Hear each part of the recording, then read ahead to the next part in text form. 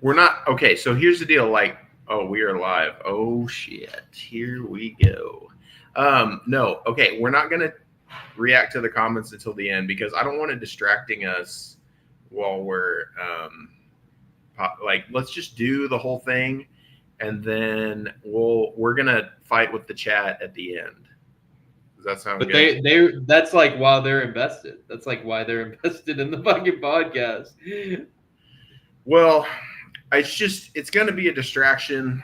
Hold on. How do I share this? Do I just I have no idea. I've never done this before. hold on. Oh my god. This is so awesome. Okay. Oh my god. This is so, how do I okay.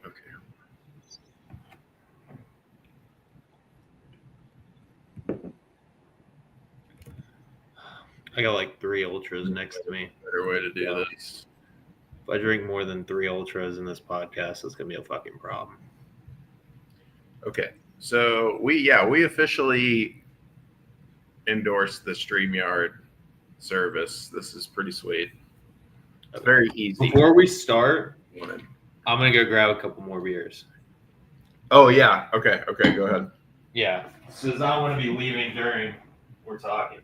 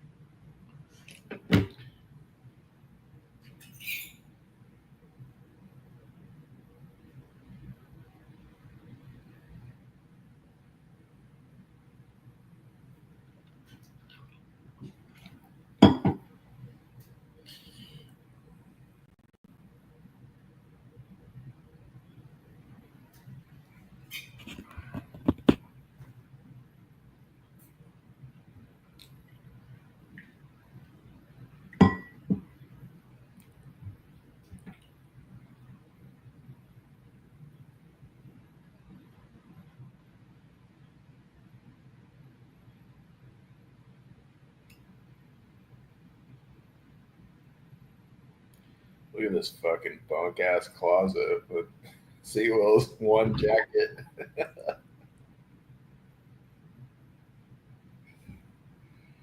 Sewell, you need some threads, dog.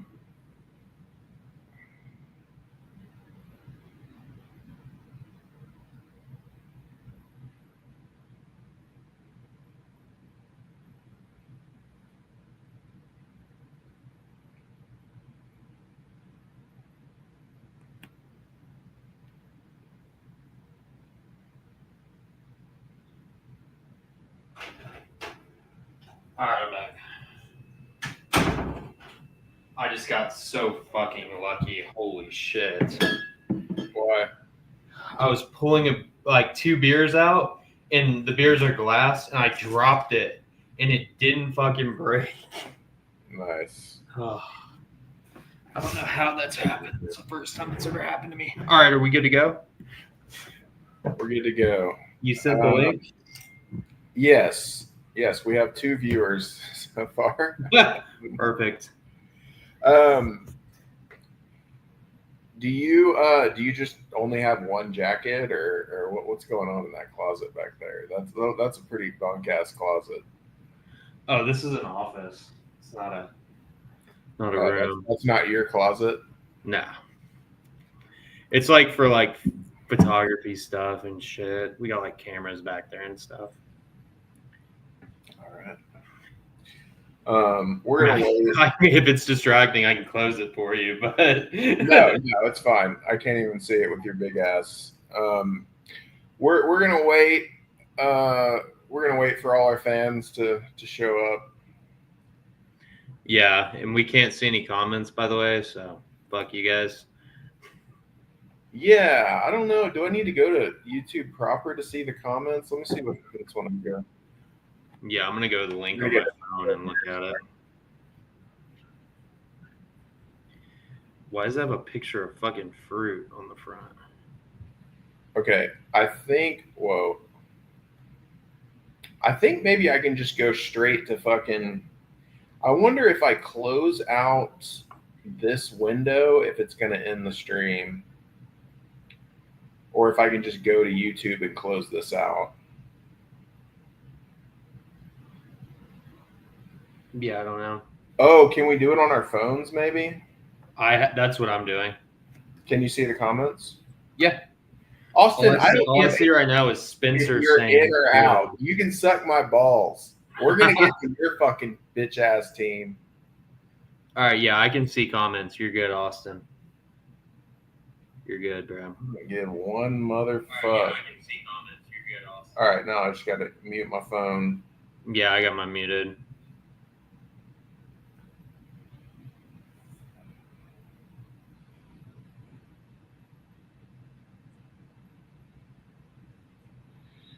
All right.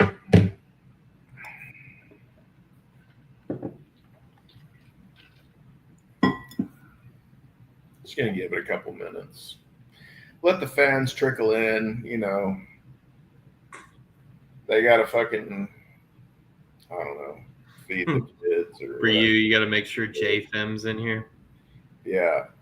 JFM's got to go gas up the minivan or something. Man, you know, this fucking, I swear to God, I had this fucking bitch come over and do my laundry. And the one shirt she doesn't wash is my River Whisperer shirt. And that's the shirt I fucking needed tonight. So now I got fucking clothes hamper shirt on, but I had to fucking wear it. So I'm going to have to hit her next time. Well, I mean, luckily you're the only person that can smell you. So you're good. You're good to go. I like my smell. I smell good. I smell real good. All right. We lost a viewer on that one. It's still showing 4 for me. Let's see.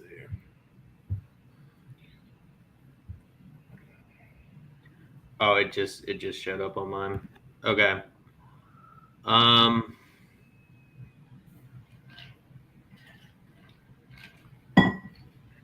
Let's see what. All right, I'm just gonna text and say. Okay. Just we're about to start. Yeah. Who wants to join, or you can watch it later. Doesn't matter. Oh God, I'm itchy. I've been fucking roasting in the sun. So, guys, Seawill is on the carnivore diet, by the way. So, congratulate Seawill in the chat for starting, Hollywood Mobley. Love it. taking steps towards the rest of his life, a life of health. Yeah. Congratulations, Seawill. Oh man. Yeah, it's going okay. Yeah. And we're past the diarrhea phase. Yeah. No, it's just I've always worked out a lot, but my diet's always been so bad. So Okay. Well, I'll take your word for that. All right. welcome to We the pulled rest the of your show life, sheet. Seawill. Thanks, Spencer. You're never going to shut again.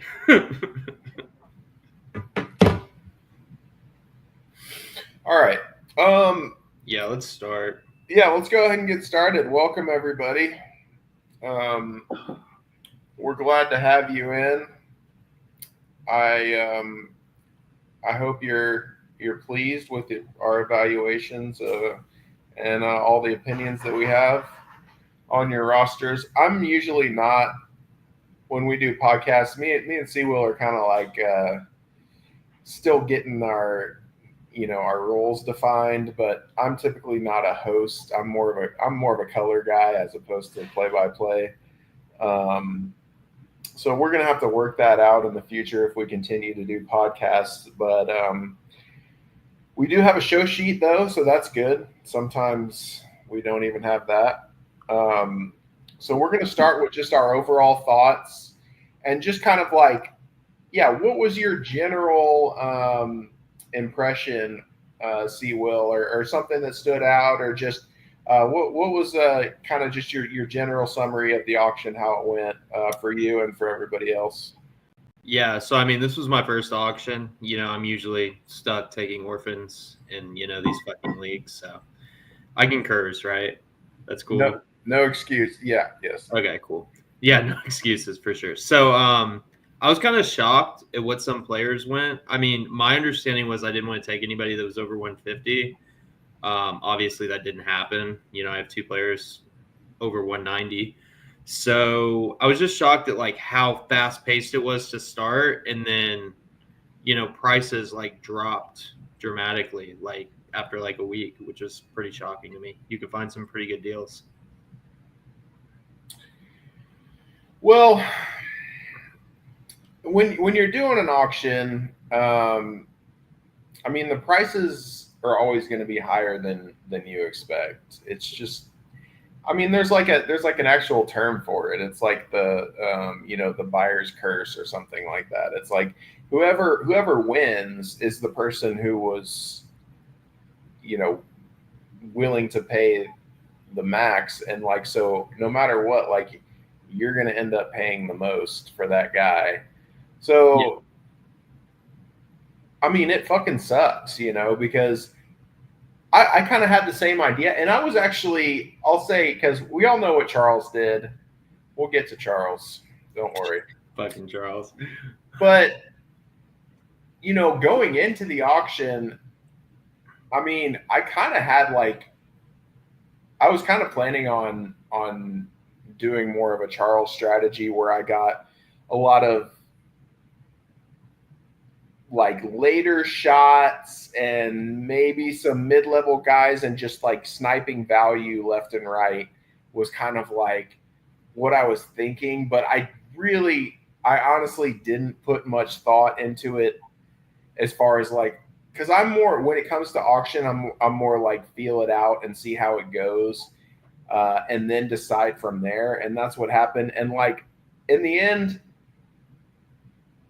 I just decided that I wasn't going to come out of there without any top tier guys. And so I was like, I'm just going to have to fucking overpay for some of these guys. So that's what ended up happening. But starting in league called No Lames, I mean, in my opinion, my impression of the auction was that it was a pretty HEL, high effort auction, and that everybody was very engaged and very involved and very competitive, which is a good thing, but it also makes it really hard. So my impression was that, I mean, it was fucking hard. Like, auctions are way harder than just doing a draft, and when it comes to your pick, you just pick whoever the fuck you want. I mean, that's way more chill. Like, this is a fucking battle, and there's so much to weigh, because even if I try to go and compare it to Big Baller, and I don't know if y'all have heard, but I've done really well in Big Baller. I won the league the first year, and I've made the championship 3 out of 4 years. So if anybody didn't know, I dominate the Big Baller League, and that was the last startup auction that I did, but that wasn't a salary cap league. So then there's that. It's like, well, yeah, but then you have to pay these players that salary every year. In Big Baller, you just have them now. So that's like a big difference. So there's so many things to consider, and it was fucking hard. I mean, despite the prices being high, I was just like, I'm going to have guys who I consider superstars, and that's why I ended up just deciding to overpay and figure it out from there. Because again, going back to what I was saying about it being, for me, a more like feel it out sort of thing, I just figured that since everybody else was overpaying, we were kind of all going to be in the same boat later on in the auction. And so it probably wouldn't be as bad and there would be better values later on, which ended up kind of being the case. I don't know. What do you think? Yeah, I mean, for me, obviously there was the high-paying guys. My plan kind of going in, I nominated Drake London and Michael Penix first. I wanted the stack. I had no fucking there was no world where I thought Drake London was going to go over 170 like he did. So I kind of had to pivot. So I ended up doing Bijan and Brock Bowers as like my main two big guys. I think the value of the auction was definitely at quarterback,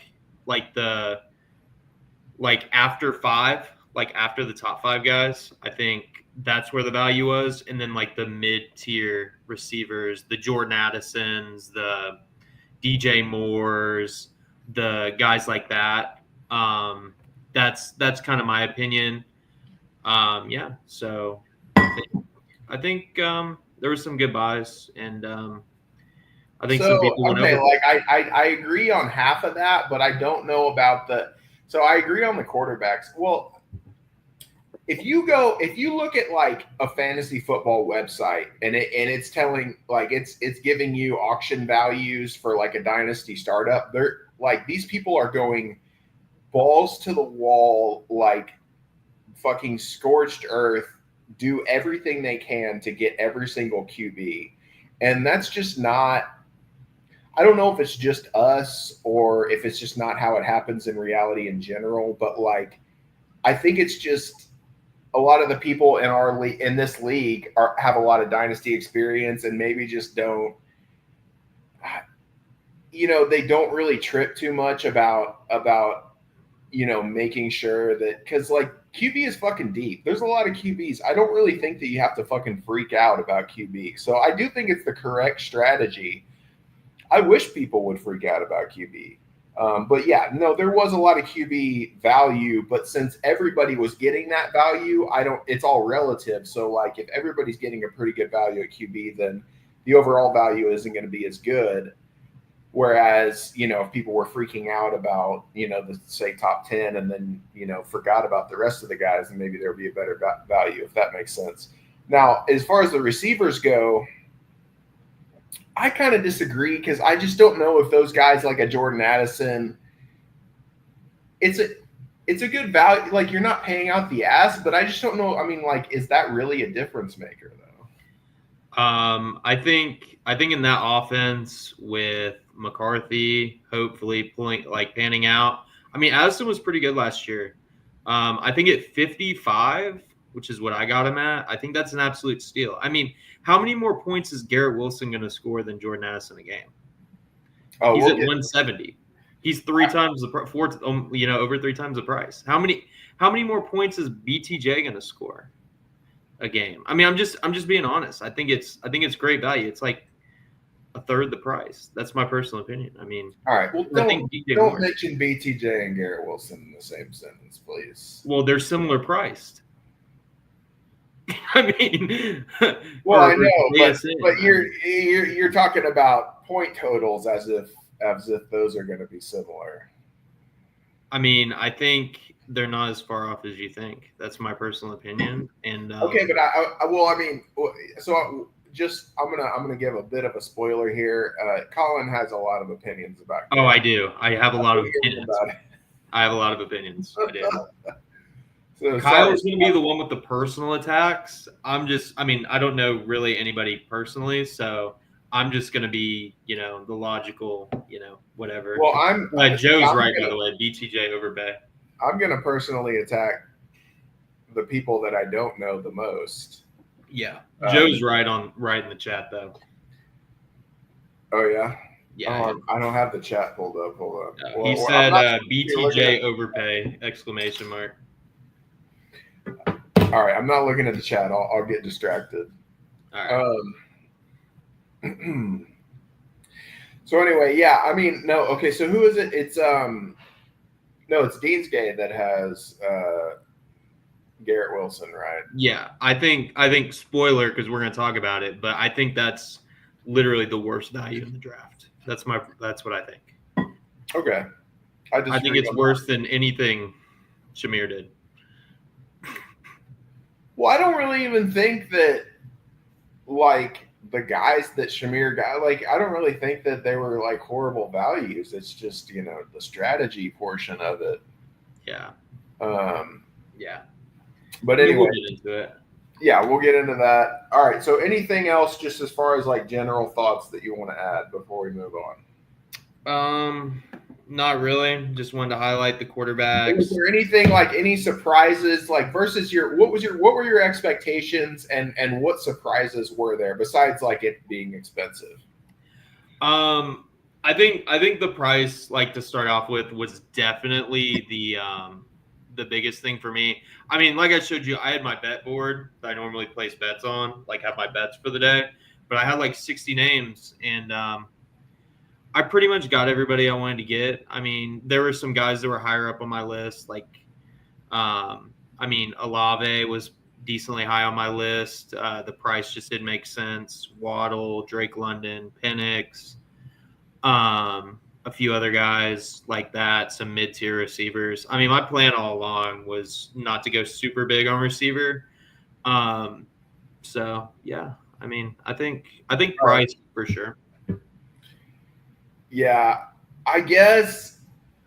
I mean, I was happy to see that everybody was really engaged and really fucking fighting out on the prices. And Charles really fucking threw a bomb into every single thing. I mean, Charles made it hard. And it was, you know, I normally feel like I have to be the one who's the enforcer, but I kind of like sat back and let Charles do all the work. I mean, LMJ was definitely the enforcer. And by the way, Charles, you got two guys I wanted. We'll talk about your team, but I think you did pretty good in some spots. Yeah, I mean, it was actually nice not to have to, because like I did go into the auction and I told myself I'm gonna price enforce, but I'm not really gonna price enforce on somebody that I'm not comfortable winning.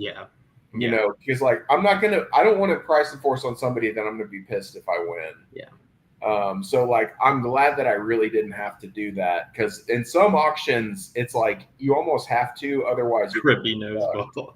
Who is Crippy? Who's Crippy, Mike? That's Sam. Oh, okay. That name's funny to me. All right. So let's go with the best and worst values. You said, did you put together 10? I put together 10, yeah, in no particular order. I did. No, I have ones on both. I have who I think are the best. Well, I gave Colin instructions. I told him to put together a list, but meanwhile, I was getting drunk at Chili's, so I don't have my list. But shocker. While you go over yours, I'll try to I mean, I have a couple in my mind, but yeah, go ahead and give me your top 10 worst values. Colin. Okay, hold up. Let me pull up my notes on my phone. So worst, in my opinion, is. So this is no particular order, but like I said before, Garrett Wilson definitely won in my opinion, for sure.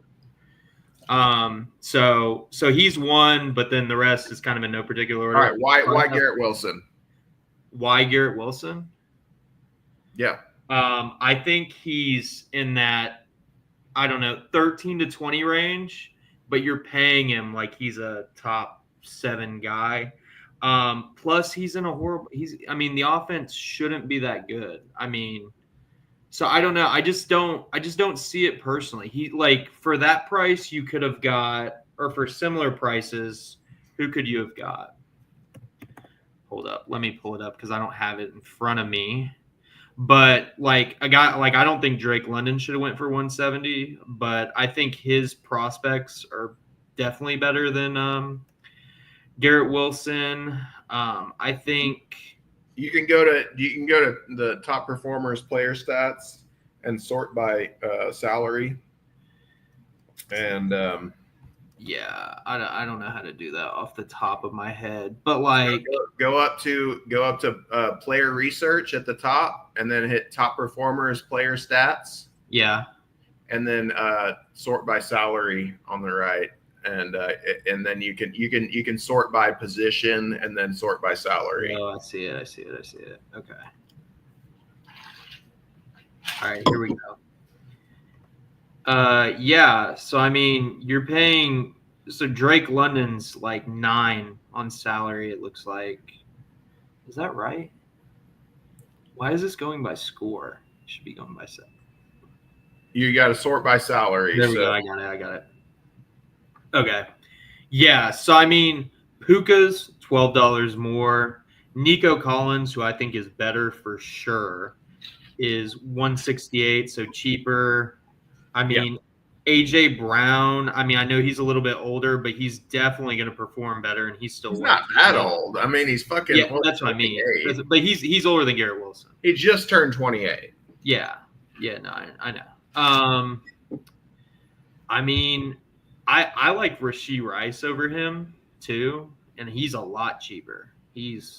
I think for me, Rashee Rice, there's just too many red flags, too many Chiefs red flags.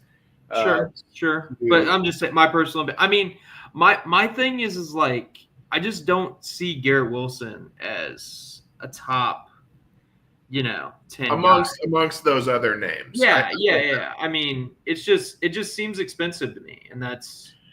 I think that he's a stable, safe guy, and like I think that in my opinion, it's a slight overpay. I'd say it's a medium overpay, but it's not egregious.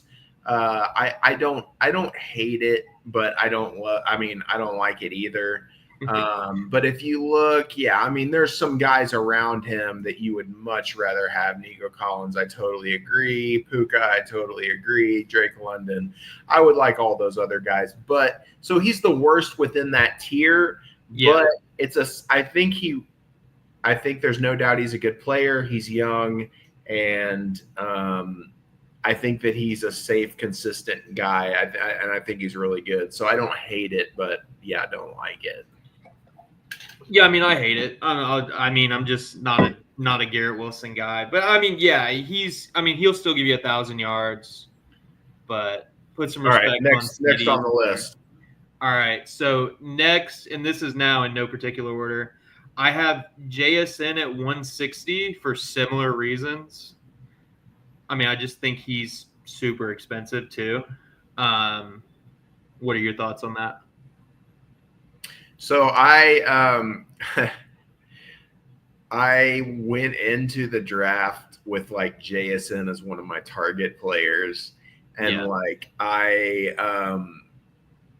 I wasn't really sure how expensive he would be, but he was starting to get really expensive, and I was winning him at one point, and I got outbid, and I was considering going higher, and like it would have been really fucking expensive because JSN for. What is it? 160. That's a lot, but I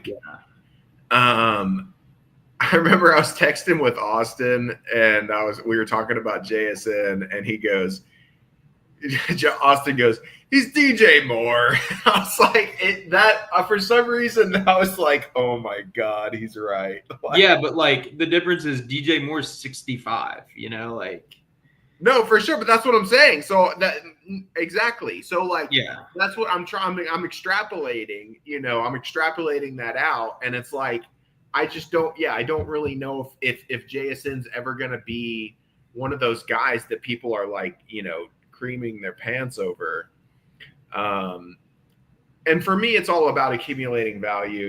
We can talk about kind of what our strategy was or whatever, but we'll talk about that when we talk about. Thanks, Charles. Teams.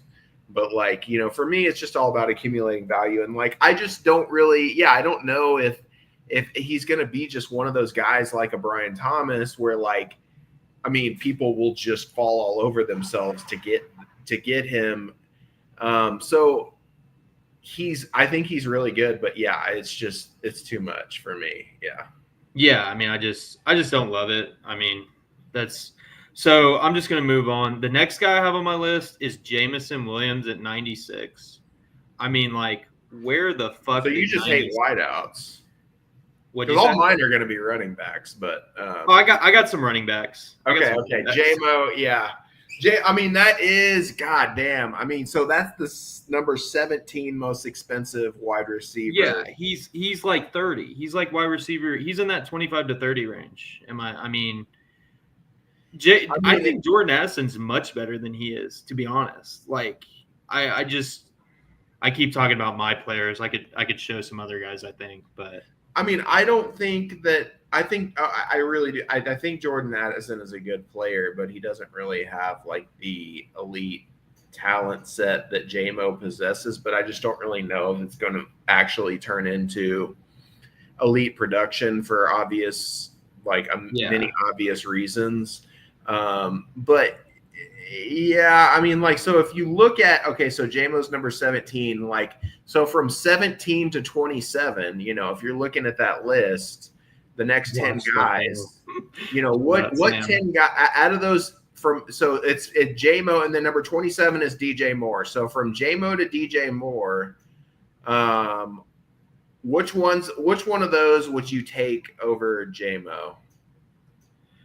Okay, I think, let's see. I would take Worthy. I hate Worthy, but Worthy for sure.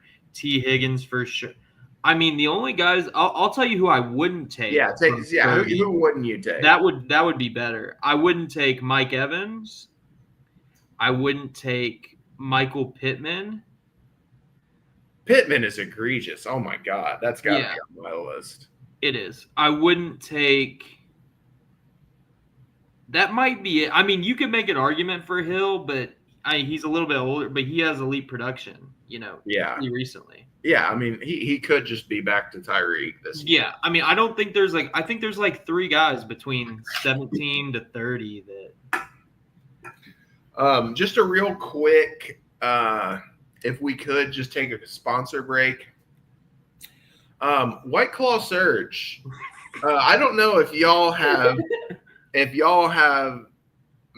become familiar with White Claw Surge, but I have been very familiar with it within the past few weeks. And for me, I think this is the best zero carb seltzer drink. If you look, you kind of have to look at the fine print, but if you look right here, this is my favorite part about White Claw Surge. You got to see. But White Claw has come out with an 8% seltzer. And I applaud it. I applaud White Claw for that. And they're a generous sponsor of ours. They've provided the drinks for us tonight. And I'd just like to say thank you to White Claw once again. What are you drinking, Sewell? I'm drinking Ultra, just something easy. Oh. Yeah. No, I'm not. I don't have the 8% White Claw. In a bottle. That's fancy. Yeah, we're working on it. All right, so I know a lot of women that like to drink Ultra. Go ahead. My next guy is Brenton Strange. Had to get Shamir in here. 35 for like a $5 player. I mean, I actually think he's going to have a decent role with Jacksonville next year, and he was on my board of guys that I was looking at. But at 35, what are we doing? I mean, I got Dalton Kincaid at like 39. I got Mark Andrews less than that. That one's too easy, dude. That's too easy. I know, but I had to get Shamir in here. I had to get some. He's already dead. Yeah. He's already dead. Yeah, I had to get him in here. Okay, so my next guy, this may be a little bit controversial, but CJ Stroud at 122. Okay, now this, to me, this is controversial because I was the one who bid him up to 122, and I was really fighting for him. That was as high as I was willing to go, but I would hear your reasoning there. Kyle, who is Frosty? Austin. Okay. He's making me laugh in the chat. Yeah, he's the one who has Stroud. Yeah, okay. I just think, that again, it's not that I think CJ Stroud's bad, but let's go to the salaries. I mean, you could have had guys. So Stroud is the. Hold up, let me go salary. So Stroud is 9. I think. I mean, Bo Nix, I'd rather have. Kyler Murray, I'd maybe rather have, honestly, but it's not. I mean, it's pretty close. Justin Herbert, I think they're similar. Jordan Love definitely would rather have. I think Baker puts up similar numbers. I think Penix is going to smash this year. Okay, but Baker's 30. Okay, that's fair. But but quarterbacks last longer. When I look at quarterbacks, I think of a 5-year window because all these guys are. I mean, Yeah, I know, but Stroud ain't going anywhere. He's going to be around until he's 35. He's the shit. Sure, I mean, but so is but you can't really look at Dynasty in that long of a window. I can. Maybe you can't, but I don't. I mean, that's decades into the future. okay. That's fine. I mean, I'm just saying. I think there's better value, personally. And yeah, I just don't. I don't think he's the ninth. I don't think he's the ninth best quarterback. I just don't. It's a little controversial, but I think what you had to pay. I get it. He's a pocket passer. He doesn't run, but I mean, like, I think that he's the best. Shout out Austin. You're frozen on my screen, Kyle.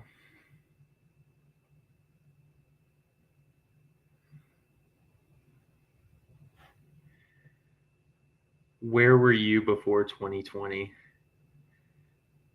Kyle and his Walmart connection. Facts, Sam. Oh, man. I mean, Kyle's supposed to be running this shit. What the fuck is he doing? No, I mean, I think, yeah, going back to the Stroud thing, I'm looking at the chat right now.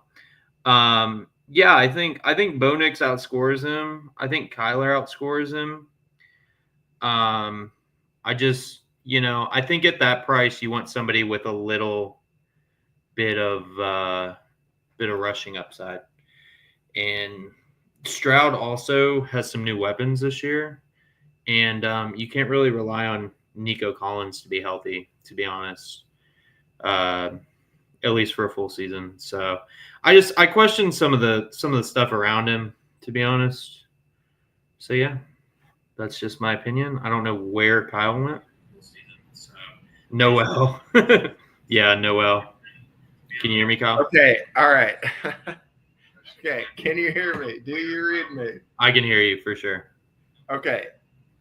So my my laptop, the battery fucking went to shit, so I just had to take the battery out. So then I accidentally yanked the power cord out of my battery. I yanked the power cord out of my laptop, and it immediately died because it has no battery. So anyway. Austin receivers, I wouldn't say are elite. I would say a lot of unprovenness.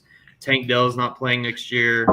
2 rookie receivers. Nico Collins is obviously really good, but dude, Austin, White Claws are not gay, dude. You're gay. He's had a lot of injury, or he's had some injury stuff recently. So yeah, I just questioned some of that. The line is terrible. The running game's probably going to be terrible. So yeah, that's my opinion. All right. Who's next on your list? All right, next guy on my list, sticking with Austin, is Chuba Hubbard. I don't love it.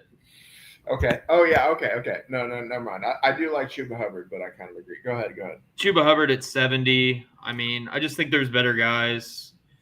I mean, not a spoiler, but I think Trevion Henderson at 76 is one of the best buys of the draft. Yeah, no. I mean, Trevion is light years ahead. But they're similar prices. He went for 76. Chuba went for 70. So yeah, I just think there's better value. And it's dynasty value, because I mean you can. Yes, I mean for the next year or maybe even 2 years, Chuba might be equal or maybe even better. But like, yeah, I mean you got to be able to project here. I don't know. I like Chuba, and I actually traded for him in another league. I like Chuba. I think he's good. Yeah. But it's the separation between a dynasty startup and what your opinions are of the player and what they will do this year. So yeah. You got to. For me, I am separating that. I don't give a fuck what they're going to do this year. Yeah, I mean, it's pretty self-explanatory. The next guy I have is Josh Jacobs at 116. I mean, I don't know what Jandy's doing there. It just doesn't make a lot of sense. Liptard. Yeah. Liptard Jandy. No, if you did that, Austin, if you signed him to a 1-year deal, then yeah, maybe. But I mean, there's other guys that have more longevity. But Austin, there's no RFA, so you're wasting that. You're spending that $70, and that's great. So what? You're gonna fucking go all in and go balls to the wall this year, but like, there's no RFA, so there's no guarantee you're gonna get that fucker back unless you're gonna franchise him. Yeah, we got closet elitists. I still question your strategy. Yeah, I don't love it. I mean, I'm just being honest. Jandy with I didn't know that till the auction ended. All right, well, there were bylaws that you could have read. So, so Josh Jacobs, I don't know the plan. You have him 1 year. I mean, it's a similar thing as Chuba, just more expensive. Yeah, and even if there was RFA, that doesn't mean he was going to be cheaper, because you lose either way. Either he has a shitty year and he sucks and nobody wants him, and then he's cheaper. Okay, great. Yeah. He's cheaper. Or he's good. So if you sign him to 1 year, he either sucks and nobody wants him and you don't want him either, or he's good and he's more expensive. And guys are going to be more expensive in free agency than they are in the startup, because people just have money that they need to spend. They're going to spend whatever cap they have. So bad strategy no matter what, Austin. Yeah, I just didn't love it. I mean, this is my opinion. I'm obvious I can be wrong. Next guy on my list is Ladd. I'm going to you, Kyle. This is another controversial one. I think we've hit the ceiling with Ladd in the offense. I think the offense is going to be more control. He just had run heavy. No, I really don't. The only player on my list that's on yours is Ladd. I just don't see the they're adding weapons. I think they're going to be more of a control offense this year, controlling the ball. And that's really just Jim Harbaugh's style. I mean, you don't really watch college football, but at Michigan, a lot of run, and I just you think I don't know. I think he hit his ceiling last year. I don't see him going higher than what he did. And what Based on so he broke the fucking record for Chargers rookie receivers. And you think Chargers rookie receivers? What big Chargers receivers do they have? Keenan Allen. Okay. Let's not act like he was ever like a top 5. How about David Boston? David Boston. You don't know nothing about no fucking David Boston. Get the fuck out of here. Get the fuck out of here, you fucking whippersnapper. You don't know anything about fucking David Boston, and you probably don't even remember Keenan Allen when he was young. I do remember Keenan Allen. I mean, I am a little young, but I do remember. I don't see it personally. I just don't think the ceiling's there. That's my opinion. And I'm sure a lot of people will disagree with that. Cardinals or the Chargers to start? I know he played on both teams, but I can't remember which one he was on first. Maybe he started out at the Cardinals. Who gives a fuck? I don't give a fuck. Vincent Jackson. Vincent Jackson's the big one, honestly. I wish Connor was in this podcast so that he could hear my podcast opinion, because I was listening to a podcast earlier today, and it was Matt Harmon. You know Matt Harmon. You follow him. Well, anyway, he's like a wide receiver guru guy. He grades all the wideouts, and I've actually heard Matt Harmon and Hayden Winks, who both people whose opinions I have very high respect for, both said he was the best rookie wide receiver last year over Neighbors and BTJ. They said he was the best rookie wide receiver in terms of his actual play on the field last year. Ladd McConkey, just because he's a small white guy doesn't mean he's he's not a fucking stud. He is a fucking stud. He is white Antonio Brown. You will find out this year, and you will be crying that you didn't fucking have him. Now, am I pissed that I had to pay $151 for him instead of $131? Yes, we'll get to that when we talk about my team. Yes, but Ladd McConkey is a fucking beast. He fucking tore it up, and all he did was get better throughout the year. He is unstoppable, unguardable, quick, fast, smart, hard worker. That's exactly what it means. Austin. All right. You got your opinion across. I got mine. Let's move on. So next guy I got is Michael Pittman. I just, the offense is horrible. I don't really see how it improves in the near future. He's what? He's Did I mention that Ladd McConkey runs a 4.39? And he's 6 feet tall. You think that he's fucking small. He's not. He's 6 feet tall, and he runs a 4.39. So all right, Kyle, we get it. He's your guy. That's fine. Michael Pittman's my next guy. I just, that was egregious. Yeah, it was crazy. I mean, I'm just being honest. I just don't see it. I mean, he's had 2 or 3 good years. He's the biggest fucking whack ass, boring ass player. Yeah, I mean that's just another example of just guys going early, like nominating dudes early. I wish, because I tried to think outside the box. I wish I would have thought of this. Like, I should have just nominated some dudes a little bit lower down. Yeah. I regret it. Just nominating the top guys at the beginning. We should have gotten more of those guys. Yeah. Because I wish I would have nominated. Who would have been a good one to nominate? Like somebody who just fucking sucks, but I know some boomer is going to bid on him. The nominations were key for sure. Yeah. What was your nomination strategy? I mean, it completely changed after my first 2. I mean, I nominated London and Penix. Cortland Sutton. I should have nominated Cortland Sutton my first nomination. Cortland Sutton, he's not a bad player, and I mean, no, he's good. This isn't about whether I think he's good or not. Yeah. I'm just saying, but will people be willing to Yeah, but I just maybe. So good. Yeah, I mean, what was your nomination strategy? It was honestly my first strategy was like, okay, I'm going to nominate London and Michael Penix. These are 2 guys I really want. I didn't think they were going to get overbid. Like I said, this is my first startup auction. And I ended up having to pivot because, I was like, well, fuck, Penix is, 90 or whatever he went for. I was like, I can't justify it, even though he's my guy. I think he's really good. I think he's going to be really good. I can't justify it. So I pivoted off him, Drake London, 174, whatever it was, pivoted off him.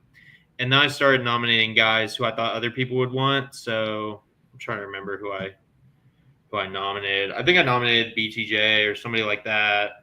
I nominated 2 big receivers that I knew would go for a lot that I wasn't I would want, but not for the prices of where they're. Who doesn't want BTJ at any price?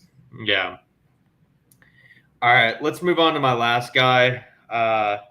This one's going to be really controversial too, but Bateman. I don't know what the fuck we're doing with Bateman. That's not controversial. That was fucking egregious. Austin, what the fuck were you doing? Yeah. I was out on Bateman after $3. Yeah, Penix not being on the worst contracts listed is favoritism. Yeah, I love Penix. I think he's a stud. I think he's going to be really good this year. I mean, well, we haven't gotten to mine, but this podcast is going to run long. Yeah. I mean, whatever. Yeah. So those are my guys. Who are some guys that you thought were pretty bad? Well, Bateman's egregious. I mean, totally egregious. Like I thought it was a bit, and then I was like, wait, these guys, it's actually not a bit. Like Spencer must have like brainwashed Yeah, Austin. it was like some brotherly rivalry right Yeah, there. no, there's must have been some brainwashing going on. I Yeah, don't know.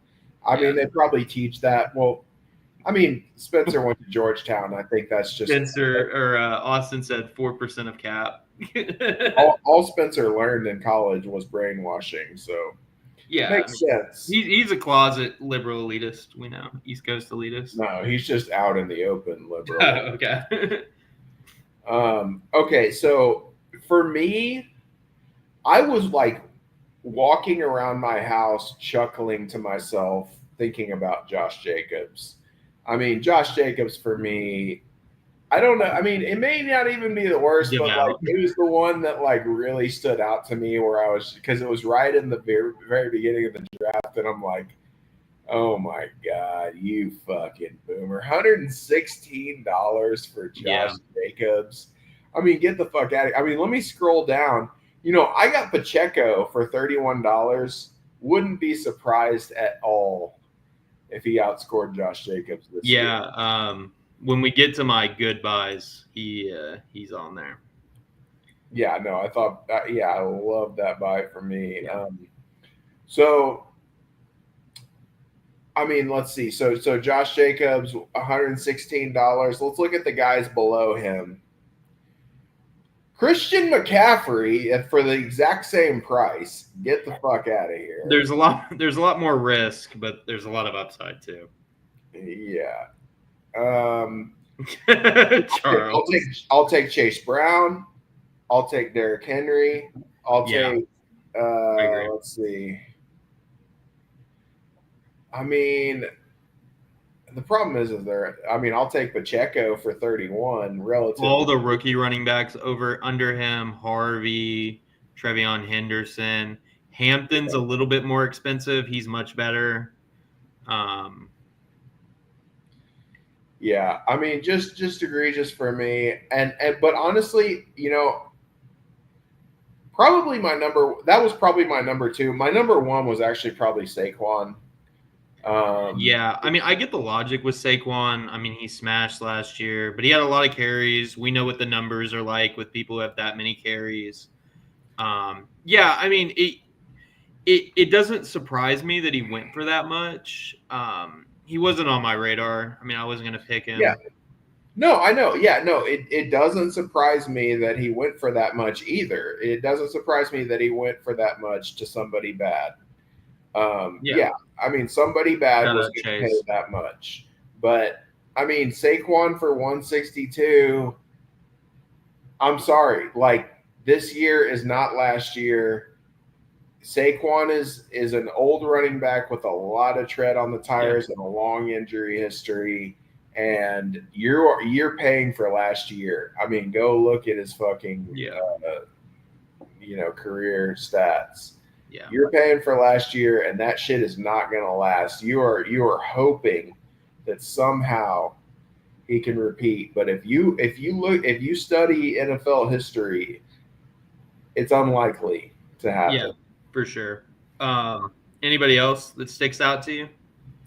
I mean, honestly, all the running backs I hate. Breece Hall. Yeah. Breece Hall is egregious. I'm sorry. Breece Hall sucks. He gets hurt constantly. They don't. Here's the thing about Breece Hall. Terrell Davis did it. Okay, I personally think he sucks, and I mean that's my personal opinion, but my opinion doesn't matter. What does matter I is agree, Mobley. The team also thinks he sucks. The Jets hate him. Like that's what really matters, and that's what you have to pay. And I'm giving you this is quality fantasy football, like been playing for 30 years advice right here. Yeah. It doesn't matter what you think. It matters what the team thinks, and you need to really pay attention to what the team is telling you. They don't like him either. Breece Hall is a fucking whack ass pussy, and he had promise. And he was a good prospect in terms of his analytics when he came out. Yeah. But it hasn't come to fruition. and you need to let it go. He's not good. $119, egregious. He is going to be. He's a backup running back. He's at best a part-time running back with high injury risk. Yeah, I mean, I'm not that low on him, but I don't think it was a great buy. I don't think Kyron Williams was that great either. Kyron Williams, yeah, total boomer pick. Like, I mean, this is not, last year was the year of the boomer running back, but it's not going to happen again. I mean, the guy is only 24 years old. Charles said, I don't see it. Austin said, I nominated Brees all day one. Shout out Austin. Great nomination. I mean, Kyron is still only 24. He turns 25 in late August, so right before the season. A lot of tread, though. A lot of tread. And he was never that great of an athlete. I mean, yeah. Honestly, I would definitely rather have Kyron than Brees, though. Yeah, for sure. But he has both of them. So. Anybody else outside of running back? I don't know. Let's just fucking. You want to just go on to roster evaluations and? Well, let's go to Best Buys. We got to go Best Buys first. Oh, Best Buys. Yeah. So my number one Best Buy is Jordan Love at 85. Shout out Mobley. I think that was the best buy of the draft or the auction. You know what? I probably agree with that. Yeah, I mean, the only reason I didn't get it, I would have been in on that, but I got Kyler and I just me too. I mean, 12 months ago he was a top 3 dynasty quarterback, and I think I'm not saying he's a top 3 dynasty quarterback, but I think he's a lot closer to that than what the salary was for him, which was, I mean, look at your quarterbacks. I'd much rather have both of him than both your quarterbacks. And I'm just being honest. I don't think your quarterbacks are bad. Suck my balls. Yeah. Okay. Go ahead. I mean, he was quarterback 16 in salary. I mean, listen, I think he's a top guy. I really do. I think he's a top 5 guy. I mean, he's not a big time rusher, but no. I think it was a very, very good buy. And I really think it was just like when he got nominated and a lot of guys had already spent a lot of money on quarterback. And if he had gotten nominated earlier, maybe he went for more. But it was a timing thing. And also just kind of some hesitancy because the Packers weren't great last year. Yeah. And I get that, but I totally agree with you. Yeah. I think Mobley got a steal there. I wanted him. I already had 2 quarterbacks. It's not Mobley, but what is it? It's Mobley. Yeah. Okay, my bad. Mobley. He has trouble with the ethnic names. Yeah, my bad. He lives in Tyler, so Yeah. You don't have a lot of y'all out there. You know what I mean? Mobley. Got you. I think he was the best buy. So shout out Mobley. My next guy is Purdy at 87. I think he's a top 10 guy. I know he's my guy, but I think he was a great buy. I think similar reasons as Love, except I think he's in a better offense. I agree on that too. I thought that was a great buy. Yes, and that was.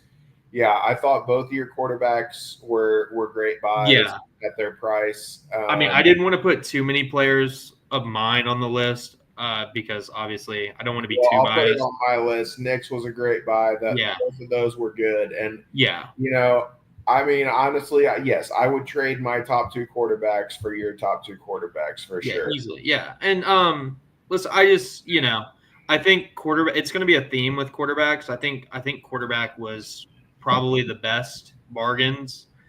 The next guy I have is another one of my guys. I think Addison at 55 is a steal. I really do at that salary. All right, well, now this is just a fucking Will jerk off show. Okay. No. These are the only 2 guys of mine on the list. Okay.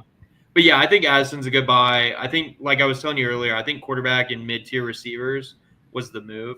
I think that's where all the value was. Addison's a beta. I don't really know about that. But that's what fine. Did you get him 55. For? 55. 55. I don't know, but it's all right. I think it's about right. I don't think that's anything. I disagree, but that's fine. Next, I have Goff at 57. I think that's a really good buy too. He's a little bit older, obviously, but he's got similar upside to a lot of those That old? guys. He's what, 28? Oh, he's older than that, I think. Maybe 29. 30. He's 30. Yeah, I think he's a good buy at 57. Yeah. No, I don't hate that. I really don't. Yeah, I mean, he's got a solid 6 more years of doing just the same shit he's been doing. Yeah. So yeah, for Dynasty, yeah, I mean that's just for a super flex. You just got a guy that you can just rely on year over year, and I like those kind of guys at quarterback for sure. So now I'm gonna go to Spencer for the next two. I think Kenneth Walker and Trayvon Henderson at 76 are really good buys at running back. I think Kenneth Walker is going to have a bounce back year. I think Kenneth Walker is really good. I think Kenneth Walker is a buy this year in general, especially if you're a contending team. And then Trevion Henderson at 76. I mean, in that offense with like Mike Vrabel, the way he wants to play, and then talent too. He's great out of the backfield. He has the burst. I mean, I like both of those. I think those two are really good. Trevion, I do like. It's not like it's not like an amazing buy, but in terms of price, but yeah, it is a good buy. I think he could have easily gone for 105, no problem. So he could have even gone for 120. I mean, yeah. So yeah, no, I like Trevion. I think he should be closer to what Hampton went for, which is 122. So right, yeah. No, for sure. He got a good buy there. Now, I will say, who was the other guy? Kenneth Walker. I think he's a buy. I mean, I think that's. I don't think it's a bad buy. I don't think it's a great buy. I think that's. Okay. I think that's fair. I think it's really good. I think he's a buy in general. I've been trying to buy him in some other leagues. I think, I try to play Dynasty in 3-year windows, so I think he's perfect for that. Yeah, what fucking Dynasty website told you to play Dynasty? No website. That's just what I think. Somebody told you that to think. Nah. Anyway, moving on to the next guy. This guy's like super cheap, and I think for a win now, I think Debo at 17 is really good because you have essentially no risk. Too old, gets hurt.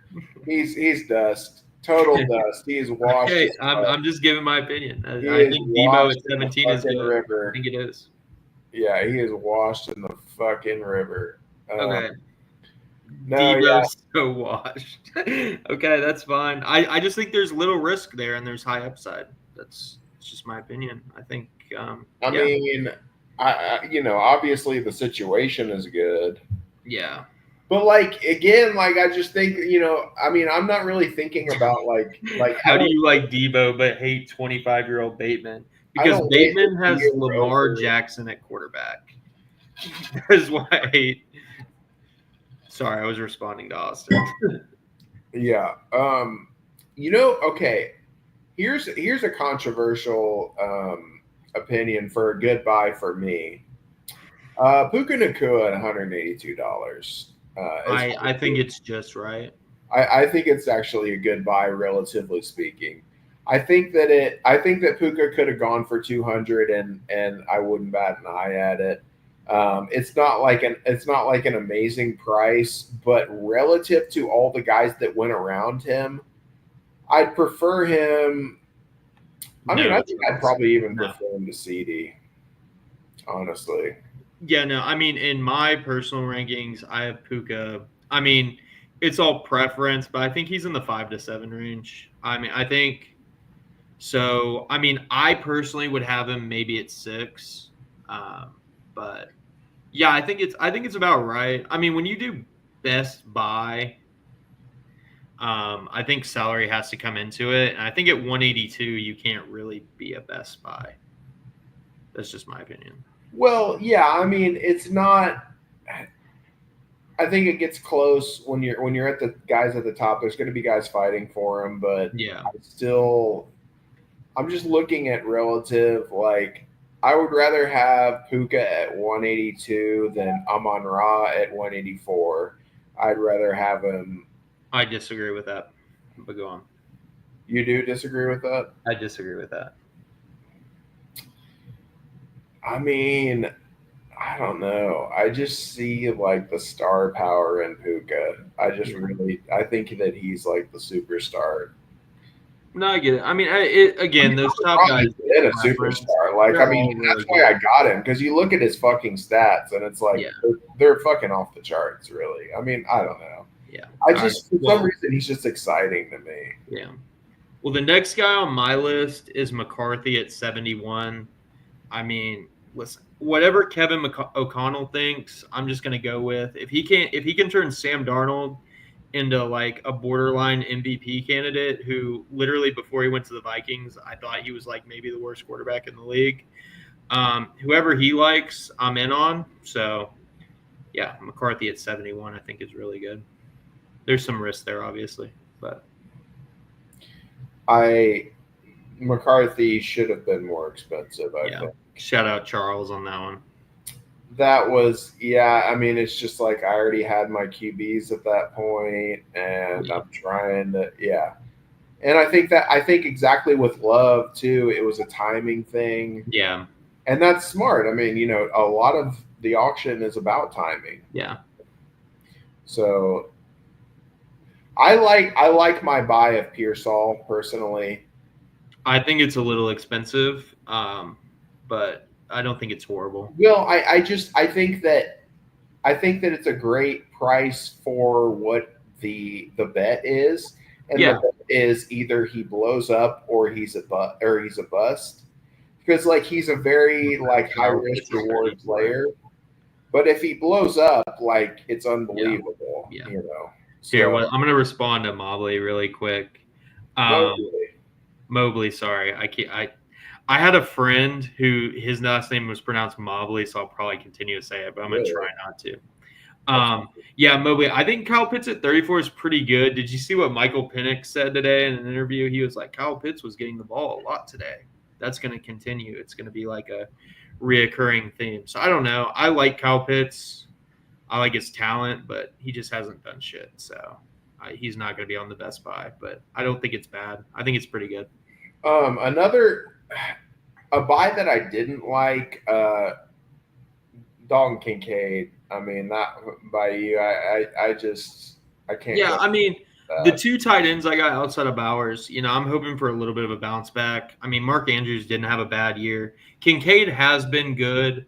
I think, he's got to step up. I mean, I like Kincaid. I bought him, at 39. I think there's little risk there.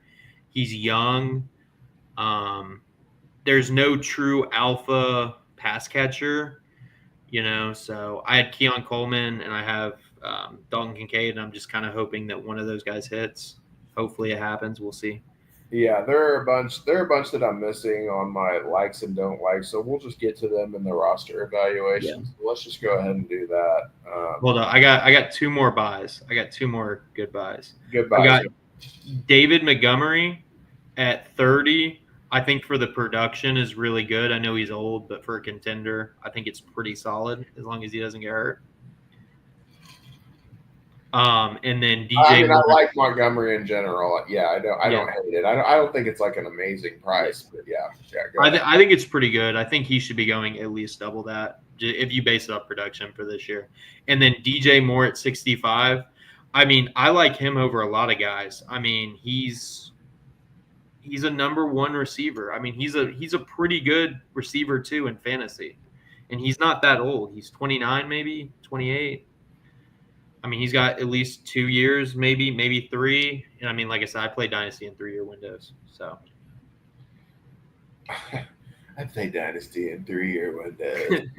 What a fucking hipster! Jesus Christ! D-Mont ass. Fuck out of here. I play Dynasty in 3-year. I play Dynasty in 12-year windows. I'm playing Dynasty. I'm playing 9 trillion D chess. You have no fucking idea what the fuck I'm doing. Okay. Whatever you say. Do you have anybody else for goodbyes, or do you want to move on to rosters? Let's just go to the rosters. As I look at the rosters, I'll tell you who did. All right, whose roster do you want to start with? Well, okay. I was going to ask you, should we go by my personal rankings, like in order of how we do it, starting at bottom to top, or should we just go and on the roster page and just go down the roster page? Yeah, I mean, we can do either or. I mean, if we do on the roster page, it starts out with you and I, but we can do rankings too. I don't care. Let's do the rankings because that's more fun. All right. Well, let's start at bottom. Obviously, we know who the bottom team is. I mean, he needs no introduction. It's Shamir. I wish. Okay, look, dude. You cannot just make assumptions that you're just going to be able to. No, I agree. All the rookies. What, you think nobody thought of that? Yeah. You can't just fucking like stash all the rookies and then get all them. Oh yeah, I'm going to get $800 worth of rookies and then get $800 back. Like, no, that's not how it works. You should ask somebody if that was going to be your strategy. So, and honestly, I'm not buying it anyway. So, you made your bed. This is your team. My number 12 ranked team is Shamir. And honestly, I didn't even think he was going to be number 12 because I really do hate some teams in this league. I do too. But I mean, Shamir, his management of cap and A-Log, I kind of thought it would be the case, to be honest with you. But the side effect of having Android facts. Yeah, so, I mean, none of his – I mean, I thought Jackson Dart was kind of expensive, but, Jackson Dart is egregious. Bryce Young, I think that's a little expensive, but probably about right. I mean, he has all the boomer running backs outside of Genty was a good buy. Yeah, but he's going to have to put Genty on his taxi. Or Dart. I mean, yeah, Michael Pittman, egregious price. JSN, terrible price. I mean, Tyreek is a fine price. Yeah, I mean, I guess. I mean, he has no depth. I mean, we really don't need to get into this too much. Everybody knows he has the worst team. I mean, he fucked up. We all know. He's free bank. All right, so my number 11 team, that would be JFM. Yeah, let me pull up JFM. I think immediately I disagree with that, but let me look. This is the lamest, most pussy ass, fucking boomer ass, dickless, soft dick, Viagra taking team I've ever fucking seen in my life. Yeah. I mean, Jesus fucking Christ, you're a pussy. JFM, if I didn't swap first with Sam, who's also free, I would have swapped with you. I mean, Jesus Christ. Like, I guarantee you this guy has never been on top one time in his life. This guy, I swear, I mean, there's probably some peggings going on. I mean, get the fuck out of here with this pussy ass team. I mean, like, look, his QBs are fine. He's got Hurts. He's got Herbert as a stability. That's fine. And he's got, depth. And I'm kind of pissed. Actually, one of my good buys was Geno because, like, I thought that people were, like, saving their money for Geno. I was like, oh, yeah, he was the last, like, quality starter out there. I thought that there was going to be a bidding war over Geno, honestly. And I was kind of pissed that it only went for $14. Yeah. That was a great buy, so I'll give him that. Yeah. But also, Geno turns 35 in October. So, I mean, like, it's almost like JFM was doing a bit trying to get his team to the highest fucking average age. Yeah. I mean, this is my opinion on JFM's team. I think JFM's team, for this upcoming season, I think is pretty solid as long as he doesn't have any injuries. I mean, his running backs, boomer. I think Tyron Tracy at 22 is a decent buy. He's got some boomer receivers. Marv, if he hits, he's a pretty controversial team or pretty controversial player. You either like him or you don't. I personally don't like him, but if he hits, that's a good buy, but we'll see. Drake London at 174. He's literally my favorite player. I think he's really good, but I think that's expensive. Yeah, he just has a lot of players that are like super win now. But I think from a dynasty perspective, I agree with you. But for like a 1 year, maybe 2 year window, I think he has a decent chance to be a contender. Okay, so that opinion that you just gave, that's like a mainstream general opinion that you would get from any normal fantasy player who evaluates this team. Let me tell you what's really gonna happen. What's really gonna happen in real life, where this year is not last year, and actually age matters, and you can't just fucking ride on fucking boomer dick your entire life. I'm going to tell you what's really going to happen this year. His quarterbacks, like I said, they're fine. Nothing wrong. He's got Hurts. He's got Herbert for stability, and those are stable, and it's good. Okay, and there's nothing wrong with his quarterbacks. His running backs are fucking unbelievably terrible. I agree. It's a pretty weak room. First of all, you haven't been paying attention to the news. Jaden Blue is already a bust. Nick Chubb, James Conner, Joe Mixon, Tony Pollard, and Tyrone Tracy. Do you understand what's going to happen to you when the season starts? That running back room is going to turn to dust within 2 weeks. And I mean dust. You are going to have you ever been to the ocean, J-Film? Have you ever been to the ocean? Have you ever sat down in the waves and reached down and grabbed a handful of sand, and then you tried to hold that sand in your hand while the waves were crashing over you? What happens? It all just washes away, and that's exactly what's going to happen to you, Ross. I don't disagree. He took 0 RB to like the next level. I don't disagree with It's not 0 RB. No, it's not 0 RB, because he actually thinks these guys are good. Okay, and then let's look at his fucking boomer ass wide receiver core. Devontae Adams, yeah, congratulations. You got a guy maybe who has 1 year left. Okay, and maybe he might be good for this year, maybe he won't. And you know what's funny is that the 2 rookies that he got, those are boomer picks too. That's who the boomers would pick too. Some fucking slow ass white dude on the Raiders, and fucking Trey Harris who runs like a fucking 4.6. Get the fuck out of here. And okay, Josh Downs, I mean, whatever, fine, but you're talking about he means your 2 younger receivers. I mean, the Colts are going to throw 17 passes a game. He's not going to fucking matter. Okay, Mike Evans, great. Yeah, pair him in with Devontae Adams. Yeah, they're great receivers. If this is 2018, this is not 2018, dude. They have 1 year left. Wait, Kyle, don't you have Mike Evans on like all your teams? No, I have Mike Evans and DOSD only, and I've had him since 2012 or whatever. No, 2014 when he got drafted. Okay. So that's completely different than a startup. When you're spending actually 73 auction dollars on Mike Evans, and you have to think about have you ever heard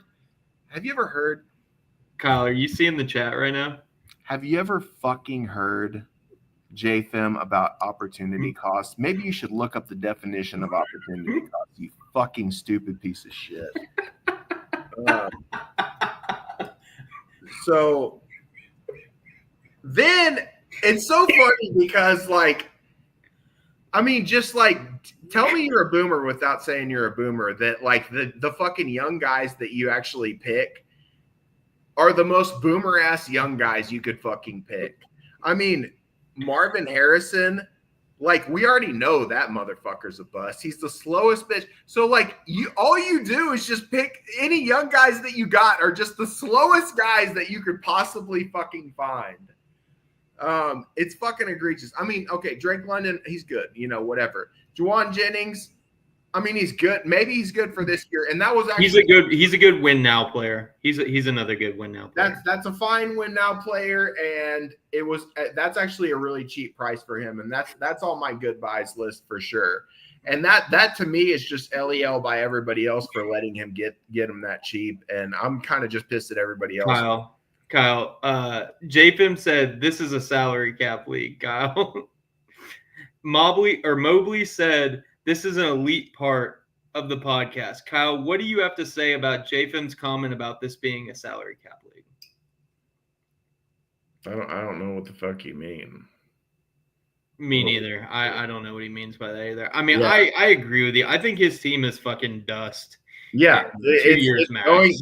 Dude, I'm telling you, imagine, have you ever grabbed a handful of sand in the waves in the ocean? What happens? That's what's going to happen to your fucking team. You're going to be sitting there looking at it, and all of a sudden, it's fucking gone. Yeah. It vanished. Well, in an underrated point that I want to bring up is in Devi, it's even more costly. Well, because yeah, you're not getting the best guy every year. Get the fuck out of here, you fucking pussy! Don't act like you understand strategy more than me, or that you somehow can like fucking. Galaxy brain this shit outside the box like you have some fucking that's what Andy told me in Big Baller. And look at him, he quit the fucking league and got 12th and I got first and we traded first round picks.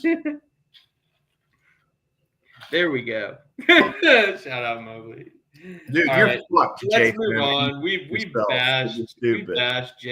bashed JFM. I agree. I mean, I think his team is dust in 2 years max.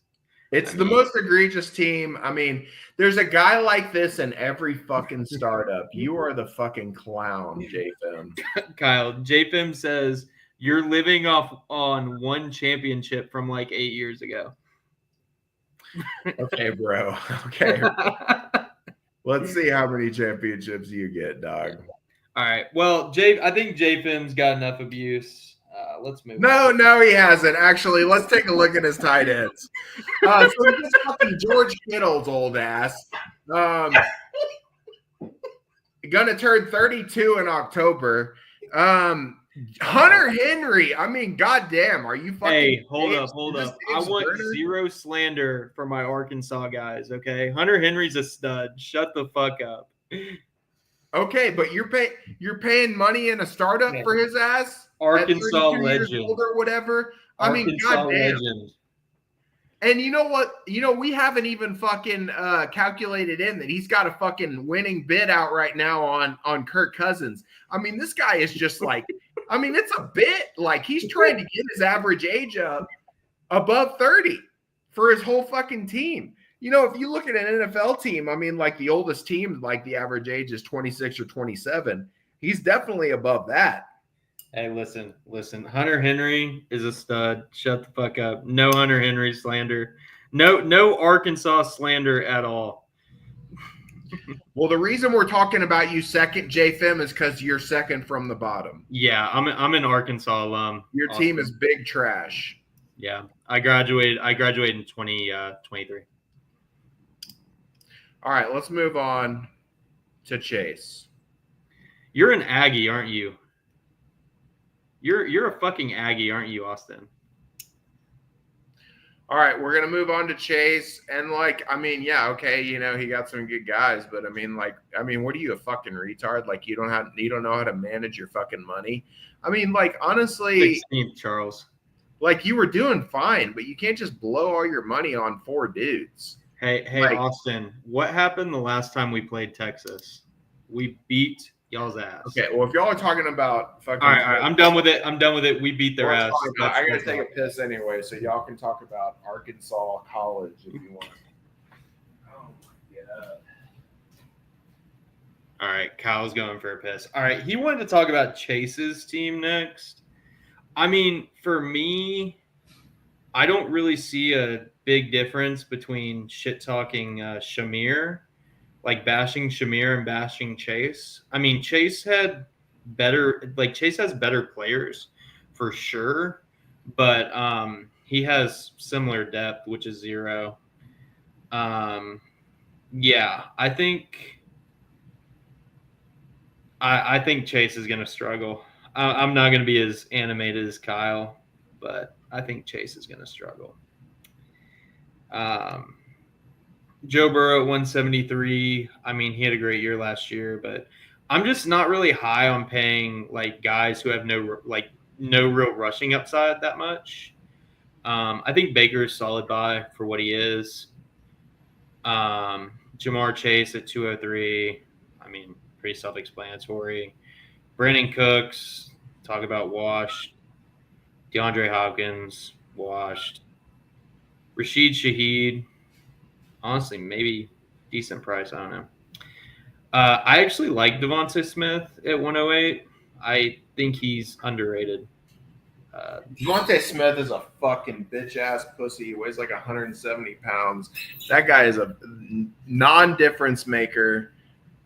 That is, for $108 for a replacement level receiver, terrible buy. That's a Ryan Williams comp. My Ryan Williams comp is Deion Sanders if he only played wideout. Okay, what do you think about Chase's team, Kyle? I kind of went over it a little bit. He's got some boomer running backs. Yeah, I mean, whatever. Like he's got a. I mean, I thought Saquon was the worst buy in the draft. It's funny that like he spent all his money. I mean, like Chase. I mean, and this is just judging by because actually Chase, like I've hung out with Chase a few times. I don't really know JFM or Dean's Gay as much in real life, but I actually have hung out with Chase a few times, and like I didn't think he was this stupid, but I mean I can only go like Kyle, I'm gonna take a piss too while you're all right doing that. But I can only go by what he's done here, and like I mean, according to what I'm looking at, like with what you did in this auction, like you were a stupid human being. You couldn't manage your money at all. You couldn't control your impulses. You bought a bunch of dudes that were expensive, which is fine. And then you bought another one in Trey McBride, which was so very stupid. You buy Saquon. I mean, whatever. I don't really know what your goal is because you're not going to win this year. And if you're not going to win this year, what is Saquon going to do? What is Saquon doing on your team? Because Chase, I'm sorry, you don't have a complete team. So now you have Saquon just sitting there sucking up all your money. I mean, this should be obvious to you if you're not stupid, but apparently you are. I don't really know what the fuck you were thinking. And then, you know what he does? He spends all his money like an idiot, like an impulsive fucking homeless person. And then what he does is he runs back to the auction when prices get cheaper. And he's like, I got to spend my last $50 on Aaron Jones, Kareem Hunt, Tutu Atwell, Brandon Cooks. Yeah. I mean, I don't think Chase is any worse than Shamir. I'm gonna be honest. No, Shamir gets a lot of shit, but Chase should get like similar amounts of shit. Well, no, they're in the same tier. Chase, J-Fem, and Shamir are all in the same tier for sure. Nah, J-Fem's not like you're shitting on J-Fem. J-Fem's team's not. No, actually, I think he's just in 2 years. I think I might move him. I think I might move him down below Shamir. All right. Well, let's move on. Who's the next team? Austin would be next. Yeah, I mean, I'll be honest. I think Austin's team is pretty bad. I'll just be blunt. All right. Let's hear it. I think his quarterbacks, for what they are, a little expensive. Amar and Hampton, I think, that's probably what he should go for. Chuba Hubbard, already went over it. Think it's terrible. JFM said this is incredible. Running backs, I think in general are just not great. Bateman, horrible. Tank Dell, goodbye, but he's not playing this year, and he's a midget who always gets hurt. Egbuka, we'll see. Could be a goodbye, could not be. We'll see. Leggett, doesn't move the needle. Pickens, I don't love Pickens, but we'll see in the new situation. I think Worthy sucks, but I don't think the price is horrible. Sam Laporta, I actually think is a really good buy. I mean, at the end of the year, he was dominating, but we'll see. New offensive coordinator. Yeah, I don't think it's that great. I'll be honest. I think he should be towards the bottom.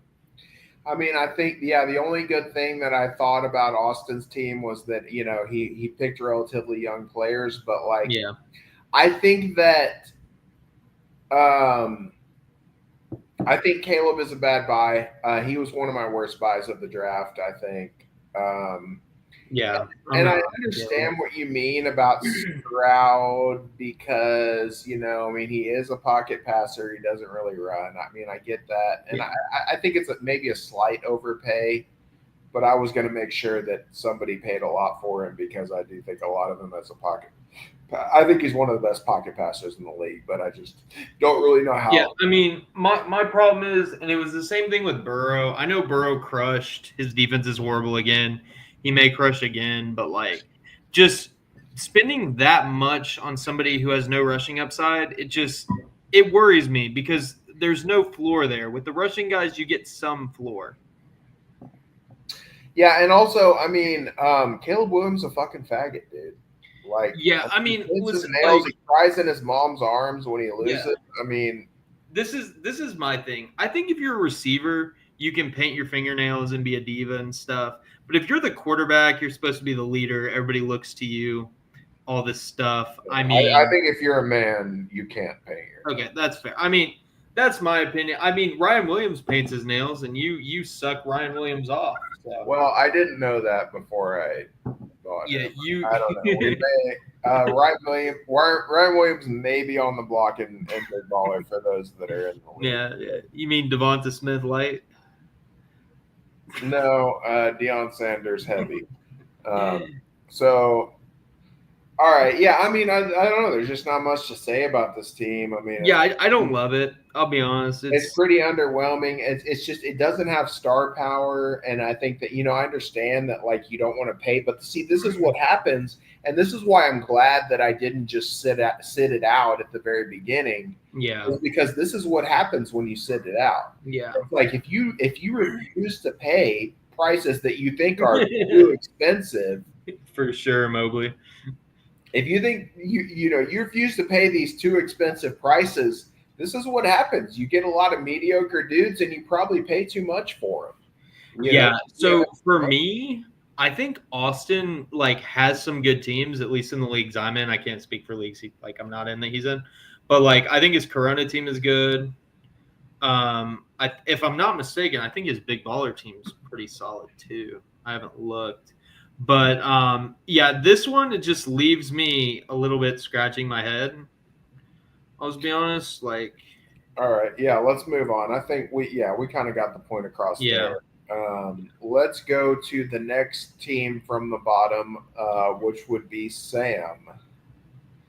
Yeah. I mean, for me, when Sam said that he wanted to switch first with me, I, went outside, did a rain dance. I was I prayed to God, this is the easiest first swap ever. I'm going to destroy him. But I mean, his team's okay. I mean, quarterback, I think he spent way too much for a startup, especially if you're going to swap first. His running back room may be the worst in the league. Yeah. Even worse than mine, and I didn't get anybody. Yeah, Ayuk, the price is okay. When he's healthy, he's good. But in a startup, especially if you're going to swap your first, I don't. So I'm sorry, I was getting drunk at Chili's when we were supposed to be putting together our list of best and worst buys. Yeah. So I'm just kind of going at it as I look at each roster. But Ayuk was one of my worst buys for sure. Yeah. T. Higgins at 94. I'm not a big Higgins guy, to be honest. I sold him already. The price is okay, but I know think the that's a bad offense. buy. I'd rather have other dudes at that Yeah, price. he's just not my guy. CD, Like Travion Henderson was on our list of good buys. I mean, yeah. imagine if he took T. Higgins and replaced it with Travion Henderson in his shitty ass running back room, and then had 20 extra bucks to spend. I agree. There's just better options. CD, that's what you're going to pay for him. He's obviously really good. McMillan, I'm not very high on McMillan, to be honest with you. After watching some film, seeing some stuff, he's slow. Yeah, yeah. Alec Pierce, whatever. Calvin Ridley, I actually think Calvin Ridley again is a buy for the offseason. Yeah, but not for $40. Not for 40, yeah. No, I think it's a bad buy. Like if he could have gotten him for $18, maybe. Yeah. But no, he's too old. I mean, best case scenario, he has one more good year and one more mediocre year. Is the best case scenario. Jamison Williams, terrible. Arroyo, he's a rookie, $11. Seems a little expensive, but we'll see. Yeah, AJ Barner, whatever. We got some bidding wars for the lower end guys. Yeah. Jake Ferguson. Copy me. He was all over my dick the whole fucking draft. Jake Ferguson, whatever. He's decent, but he's not anything crazy. Cole Kmet, backup. Yeah, I don't think it seems that good, I'll be honest. I think he may be a little bit lower. I mean, maybe Austin's team is better. I mean, I don't know. Yeah, that could go either way. He has Josh Allen, CD. My rankings aren't final. I'm gonna just FYI everybody. I'm gonna submit my final rankings. I just gotta review everything, and I'm going to write reviews on every team. So right now I do have Austin slightly below Sam, but that thanks, Austin.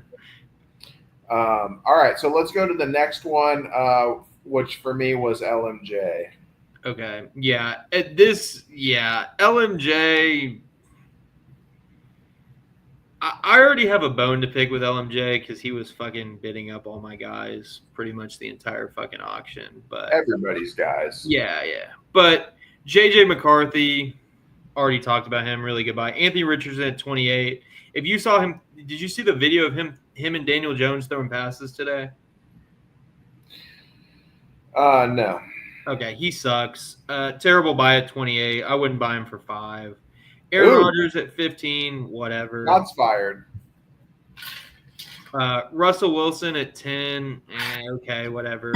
Devon A-Chain at 147 feels right. If that was a good buy. That's on my good buy. That's a good buy. Shout out. That's on my good buy list that I'm kind of doing as we go. Yeah. But that's on my Zach Charbonnet at 12. I mean, listen, he's a fucking handcuff. I mean, I know you don't have Kenneth Walker, but he's a second string. I don't mind that. No, I think it's good.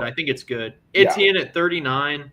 Etienne, bad buy. I think see, I don't think it's horrible. I think Etienne's a buy this offseason. I really do. No, that's another case of you're paying too much attention to what your personal opinion is about him and not what the team's opinion is. They hate him. Dude, they don't like him. That's why they keep drafting running backs. They keep fucking playing Bigsby over his ass. They don't like him. And the reason is because he's a piece of shit. Like, for some reason, like him, I don't know if he's not a good hard worker or he just the coaches hate him. And so that's the kind of shit you have to pay attention to. The team doesn't like him, and it's for a reason. They don't like that's a bad buy. $39. I think he's a buy, but $39. I mean, the money could have been used. Honestly, I wouldn't pay more than $9 for him. I agree, Charles. I don't think he's a bad buy. I think the salary is a little expensive, but like I said, I bought him this offseason. I think he is a buy. Breece Hall, don't love it. It doesn't matter what your opinion about him is, Charles. The team hates him. Go ahead. Brees Hall, we talked about him a little bit. I don't love it, but whatever. Yeah, the team hates his ass too. Go ahead. Keaton Mitchell, nah. No impact. And the David team Montgomery. loves David Montgomery, and that's why that was a good buy. I think David Montgomery is a good buy. Cam Scattaboo, we'll see. Tyron Tracy has some injury issues, and but Scattaboo, good buy. Yeah, $11. yeah, not bad. Kyron Williams, don't love it. I'm just not a fan of like these like tread on tires running backs. He's not old. Depends. Like if you trade Kyron Williams for a first, then that's a great buy. Yeah, so we'll see. Keyshawn Booty, whatever. Troy Franklin, whatever. I can't even pronounce this guy's name. Whatever. Who cares? Andre Cooper Kupp is his name. Cooper Kupp at 23. Don't hate it. Don't hate it. McLaurin seems about right. He's going to produce this year. We'll see after that. McMillan at $3, whatever. McLaurin egregious price. He had one fucking ball out year, and maybe he has one more, but he's 30 basically. He turns 30 in September. Yeah. It's a win now move, which is a theme for Charles, I would say. His team is very win now. Okay. Well, that's dumb. So go ahead. I don't disagree with you, but I'm just saying. Jalen McMillan, not terrible. I like that. Great buy, Jalen McMillan. Yeah. Metcalf, salary's okay. I think it's about right. That's about right. Yeah. Yeah. Noel, we'll see. I think Jaden Higgins is a stud. Jalen Noel, he's all right. He'll have a role, so we'll see. Charles is just like he gets like these fucking weird ass premonitions for. We'll see. He's a wait and see, but at the price at a flyer, it's good. Shout out Charles. Yeah, Charles is the king of fake news when it comes to fantasy. Yeah, he just makes stories up. Yeah. But anyway, Olave, goodbye though. Goodbye. I'm high on both these, on Waddle and Olave to bounce. No, Olave actually sucks. I think he doesn't suck. People are hyping him, but they've been hyping him for 3 years, and it never fucking happens. Olave, I think he might actually suck. I think it's a good buy. I think Waddle's a good buy at that price. Olave is good, though. That's a good buy. I would say Olave good, Waddle bad, but that's my opinion. Waddle has been consistently better than Olave. What are you talking about? No, he hasn't. Look at Waddle's first 3 years. We're not talking about their first three. Okay, so Olave, he was hurt last year, but he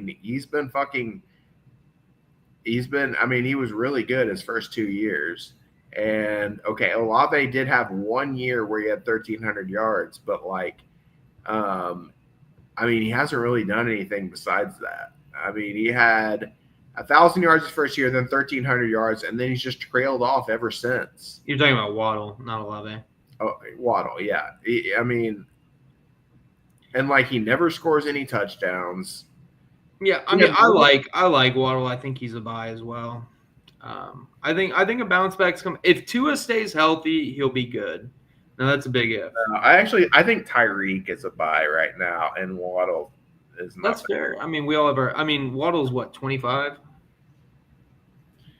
No, I get that, and I'm not going to pay a shit ton for Tyreek in a startup, but if I'm doing redraft, I'll pay whatever for Tyreek, and I ain't even touching Waddle.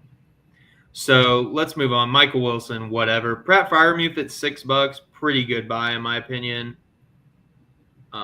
Same with Theo Johnson. Theo Johnson's going to have a role. We'll see how he does, but it's a decent flyer. Njoku at 70. Don't love it. Yeah, that's a bit of an overpay. Yeah. When you look at, because I got fucking the Green Bay tight end. What's his name? Tucker Kraft, 27. I got Tucker Kraft for $23. Yeah, and dude, he scored more points than Njoku last year. And that was just he's just getting started. He's younger. Yeah. It's just an overpay, and it's just Charles. You have a bit of a case of the take lock syndrome. you just can't get away from your fucking opinions, and sometimes you need to just let go of your priors, in my opinion. That's fair. Kyle Pitts, goodbye at 34. I mean, when he was with Penix, when Penix started, he looked good. Same with Drake. Kyle same with Pitts, Drake bad buy at 34. I wouldn't pay more than $8. I disagree. All right. Next team, Llama RB. Oh, Or this is Lamar fucking RB. Jandy. It's Lamar B. Yeah. This is Libtard Bob Jandy. Yeah, this is Jandy. So he's pretty middle of the pack team. We got Lamar and Tua. Okay, one great, one mid. Honestly, man, I think we were hating on Austin a little bit too much. I think this team's closer to the bottom. I'll be honest. No, he has Jahmyr Gibbs, dude. That makes up for a lot, and Chase Brown. It makes up for a lot. It's the star power that puts him above. That's fair. That's fair. And he has Puka. Dude, the reason that Austin is below is because he doesn't have star power like this team. He has Lamar, Jahmyr Gibbs, and Puka. That automatically puts you ahead. And Austin doesn't have one player above any of those guys. I don't love Bob Jandy's team. I'll be honest. I don't think it's bad. I think Josh Jacobs was an egregious buy. I think that you paid a lot for Chase Brown, but I also think Chase Brown's going to be really good for the next 2 or 3 years. I think he's a year-to-year guy. I think he's very similar to. I wouldn't agree with that, but okay, that's fair. It's very conceivable. I'm sorry. I said that wrong. I wouldn't disagree with that. I think it's very I think he probably is kind of a year-to-year guy, but it's very conceivable that he's very good for the next 2 or 3 years. Yeah. But yeah, he is kind of a year-to-year guy. Yes, I do agree with that. I mean, I hate the Zay Flowers buy. I'm not a Zay Flowers guy. Completely out on him. I mean, I don't hate it. I think it's fine. I think that's normal. I think that's market value for him. Fair. I don't love it. I thought Nakua was a good buy relative to all the other elite wide receivers, and I put him in the same category as all the really elite guys. Yeah. I mean, and he's got some good buys. He's got Tillman. He's got honestly, I don't hate this team. Barkley is good in best ball because you never know when he's going to do it, but he's going to do it. I don't love it. I mean, it's a middle of the pack team. That's fair. Yeah, it's a middle of the pack team. I think QB depth is an issue. Wide receiver depth again. I think is an issue. I think it's Puka and everybody else. It's my number 6 team. He's right in the middle. So number 5 is going to be Dean's Gay. Okay, let's look at Dean's Gay's team. Congrats Dean's Gay on being the number 1 team out of the Sam's crew. Well, that's not a ring. I mean, yeah, it's a small trophy. The trophy's about this big, but yeah. I personally think Sam and his crew are drawing dead. That's my personal opinion. Yeah. No, I mean, this team isn't bad. I don't love that he only has 2 quarterbacks. I don't like any. Yeah, the QB depth is. I mean, this is Shamir level.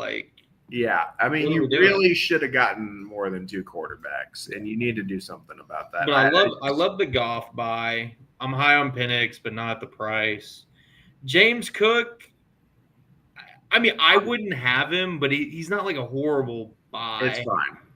Yeah, it's fine. Judkins, he bought him before the news, he bought him after the news. But I still think it's a good buy. $63, I think it's a good buy. Miles Sanders for $2, great buy. I like Swift. I know that's going to be maybe a little controversial. I like Swift. I think he's for 31. It's not a ton. Yeah, it's fine. AJ Brown, good buy. Yeah. I mean, he had a lot of good buys. I mean, I love Travis Hunter. I like that price. And Nico was a great price. He got a lot of value, man. I think Travis Hunter sucks, I'll be honest. But But that's your personal take. You need to, kind of step back and do more of like a team building perspective. No, listen, his team build is solid. I mean, he's got 3 startable running Honestly, backs. Dean's Gay, I like this team. I like this team build. It's a good team. He's got 3 good contender running backs. A couple guys who, injuries, whatnot, whatever happens. His receiving core is pretty good. I mean, really good. Tight end, I mean, he got Kelsey super cheap. Darren Waller, whatever. Zach Ertz, whatever. But, I mean, he could be a contender this year for sure. I just don't know. I don't know what his future outlook maybe looks like. I mean, he doesn't have a bunch of boomer guys. I think it's a pretty good fucking team. I mean, he paid a little bit too much for Garrett Wilson, but it's not that big of a deal, honestly. In the grand scheme, it's not that big of a deal. I mean, he needs to add a little bit of depth at QB. Yeah. And I mean, other than that, it's a pretty evenly balanced team. I mean, maybe and some depth at tight end, but that's not. It's not bad. No. Things not very hard to attain.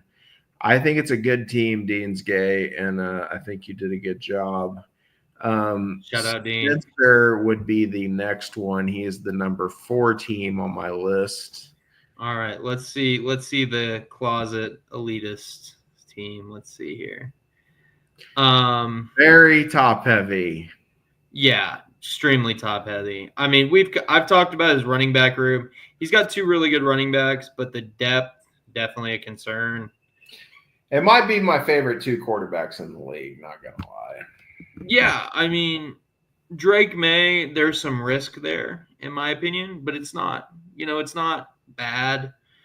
I mean, the Warren Loveland 85-76, I wouldn't have done it personally, but it's not horrible. He's got 0 depth. He's got negative. No, honestly, I think his biggest mistake was getting Warren and Loveland. I agree. Yeah, I don't love it. You need to pick one of those and go. Well, the other thing too is, what are the odds that both those guys hit? Yeah, I agree. I mean, tight ends just don't hit that off. Tight ends don't have a high hit rate, and if they do, I mean, even if they hit, quote unquote hit, it's they're good in real life, but not good for fantasy. I mean, it's you needed to use that money to fill out your roster. That was the only thing I really didn't like. Is I think he should be lower than 4 personally, because depth is a really big concern. I think. I know, but here's the thing, and I look back at my big baller rankings that I did, and there was a very similar team that was extremely top heavy in those rankings. And that team right now is the best team in the league, hands down. And it's because when you have several players who are the most coveted players in Dynasty, there's so many options that you have to mold your team into what you need it to be. And so superstars win championships, and you can retain the championship, the championship players that you need in order to win. And then you can kind of mold your team, and maybe you sell 1 or 2 pieces and create a team around that. But there's actually more maneuverability with a top heavy team than there is with a fucking rando ass players. I'm gonna answer something in the chat really quick. So I think my team is the best team in the league, not being objective, Austin. I think Kyle's team sucks. I think Kyle's team is more middle of the pack, and I don't know why he has his team as a top 3 team. I don't see it personally, but you will, bitch. You will. But these are fucking Kyle's rankings, so whatever. My personal opinion. Yeah, Mobley, I agree. I just think depth is a little bit of concern, but we'll see. I agree with the cornerstone thing, But I think he has some risk with May. If May, May only played like what, 8 games, 6 games? How many games did he play last year?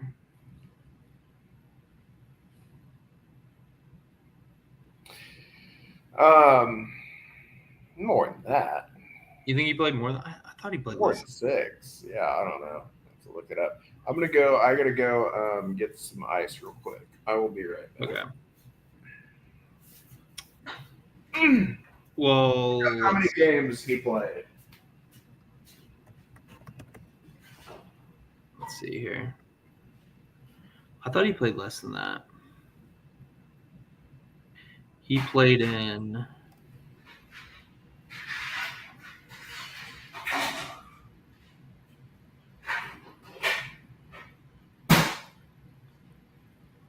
about 10. He played in 10 or 11 games. Okay. Looks like 13. Yeah, the Bills game he didn't really play though. The Jets game he didn't really play. Both Jets games it looked like he didn't really play.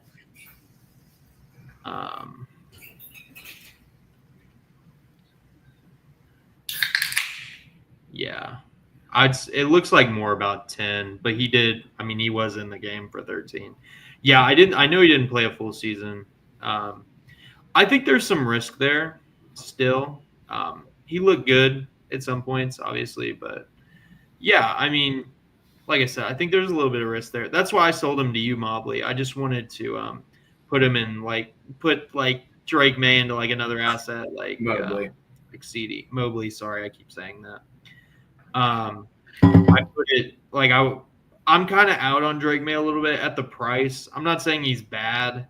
I just think no, I think it's a great price. There's some hype, and I try not to keep hype. I try to put it into people that I know are contributors. Sometimes hype is deserved, and it's deserved. That's fair. That's fair, and maybe I'll miss out on some opportunities. And he's baby Josh Allen. That's okay. If I miss out on some opportunities, that's fine. So who's your third team? Mobley. I know Mobley. I keep saying it. I'm sorry. Yeah, Mobley is my third team. All right, yeah, Mobley. Let's see here. Where's Mobley's team?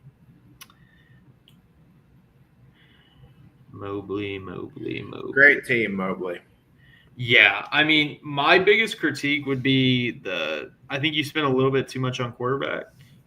No, disagree 100%. He got great buys all throughout. Well, first of all, Jordan Love was your number one best buy. And Justin Fields for 51, I mean, no. And Mahomes actually is a great buy because he is, I mean, could there be any more reliable player? This guy's going to play till he's 40. Sure. I mean, I love that's actually one of the best things about, I think that's probably the best thing about his team is his quarterbacks were absolutely perfect. I love what he did at quarterback. And then he's got the upside guy, and it's great in best ball too because he's got the upside rushing QB as his number 3 that can just have the blow up week. Beautiful. I love what he did at quarterback. Yeah, I mean, I'm out on Fields. Like I said, I think Love's the number one best buy. Yeah, I know, but you know what you're talking about. That's actually a great buy. That's fine. Yeah, that's just my opinion. Mahomes, again, he's reliable, like you said. But for me, I just don't like to pay that much, like I said, for guys that don't really have any rushing upside. So, yeah, but it doesn't. I mean, Mahomes, he's already proven because so I don't know if it was 3 years ago now or 2 years ago, but I mean, he threw for 40 plus touchdowns and he was the QB2. He was a QB1. He was a QB1 very recently. So no, I get that. He has QB1 overall upside. Yeah. He's been the QB1 overall multiple times in his career. Mobley, I just saw your chat. I would be worried about running back too. I'm not very high on Caleb Johnson personally. Don't love him. Bucky Irving, I mean, he's good, obviously, but I'm lower on Bucky Irving than I think consensus is. I'm low on Caleb Johnson. I mean, I don't I thought he was going to go for I thought Caleb Johnson was going to go for like $60. So Yeah. I think it's a great price. He's actually, I think, even though I don't like Caleb Johnson, I still think he's on one of my best buys list. Yeah, I mean, the price isn't bad. It's good. But for me, I think the running back room's a little dust outside of Bucky. And like I said, I'm not very high on Bucky, but you make up for that a lot with your receiver room. I mean, all your receivers outside of Walker are going to have some type of role. Obviously, it varies. But I think Dobbs could be a good guy in best ball because there's no clear number one guy in Green Bay. Godwin, when he gets healthy, he's been good and consistent. We'll see. Jefferson, obviously, pretty good. Christian Kirk, Houston does not have a lot of guys who have experience, have a lot of targets, so. And he's been decent in the past, so another good best ball guy. Jaden Reed, we'll see. Rashee Rice, I like Rashee Rice. So I agree with you. I think his team's good. I think his tight end room's really good too. No, I was in on Evan Ingram. Evan Ingram was one of my targets, and I was kind of pissed that I didn't get him. DJ Moore, we already talked about him. I think he's a great buy. Yeah, I think Mobley's team's really good. The running back room, I think, may cause you some problems, but we'll see. Yeah, but you can, whatever, you can get a fucking running back. And also, it's a start one running back league. I mean, No, I get it. I mean, I think his team is good in all the right areas. Sure. All right, so number 2 would be your team. Okay. I disagree with, like I said earlier, I disagree with these rankings. I think I'm 1. I think Kyle's closer to 6. But I don't want to you can talk about your team, my team, and then I'll give some reasonings of why I did what I did. Well, okay. So for your team, I love your top 2 quarterbacks, and I love the price that you got for them. I hate that you have zero depth behind it, though, and I think Tyler Shuck is egregious. I think Tyler Shuck at $22, I wouldn't have paid more than $8 for him. He's a fucking 27-year-old rookie or whatever he is. I mean, he's going to turn 26 by week 2 of the NFL season. I think that's egregious. I think he's Chad Hutchinson, which you're probably too young to know about. But I don't know who Chad Hutchinson is. Look him up. That's who Tyler Shuck is. So, I mean, I'll tell you, I really, really like, and this shows very sharp, this is very sharp of you that you paired up Harvey with Dobbins and also Jerome Ford with Dylan Sampson. Also very smart. Now, what I do think also is that Jerome Ford and Dylan Sampson will be relevant for maybe the first 5 weeks of the season. At the most, and then they're just going to fade away because, I mean, Judkins is coming back, and Judkins will be the man. So, but still, it was smart what you did, and it was smart to pair up those running backs. Extremely smart. Bijan is Bijan. Can't complain about the price. He's a top 5 dynasty asset. Whatever. I mean, I'm not a running back guy, but I also can't say anything bad about that. I think RJ Harvey, it was a lot to pay, especially when I was I was the one who nominated RJ Harvey because I was nominating guys. So my nomination strategy was to just nominate guys who I thought would go for a lot of money, who I had zero interest in. So that's why I nominated RJ Harvey. But I was trying to decide between RJ Harvey and Caleb Johnson because I thought they were going to go for about the same amount of money because they go pretty much back to back in rookie drafts. Yeah. So for you to pay $76 for RJ Harvey and then Caleb Johnson goes for $28, I mean, I think that's a huge win for Mobley. My thing is, I think RJ Harvey's a stud. I do. And I know, but you're getting into personal player takes, and I think but there obviously a lot of people think that way if that's the price. But those guys go back to back in rookie drafts, and That's when fair. you get into personal player takes, I think that's when fantasy players can get in trouble, and you should Sure. really just be, looking for value. And I think RJ Harvey is value at 76. and like more Mobley, about process oriented Yeah. instead of player take oriented. well, I had a process, and I've watched a No, lot I mean of film on RJ you Harvey. did well. I mean, look, I have you at number 2 overall, so obviously, I Yeah. mean, I think that you did very well. To answer your question, Mobley, Bowers is my wide receiver 1. Yeah, okay, that's cute to say, but He is. you can't. Okay, well, the problem is that he plays tight end, and He's my wide receiver 1. That's how I look at it. Okay, so then who's your tight end 1? Mark Andrews. Who's a really good tight end 1. He's a good tight end 1. I mean, I think that's a great buy. I was pissed that nobody would bid him up because I wanted to bid him up, but I didn't really want to win him. So I don't know. I was actually in on him, and he was too cheap, and I was winning him for a while, but I just couldn't afford it in the end. And I was pissed that nobody would join along. I think Kincaid was a bad buy, and I think your wide receivers are weak, but overall it's a great build, and it really is like well thought out.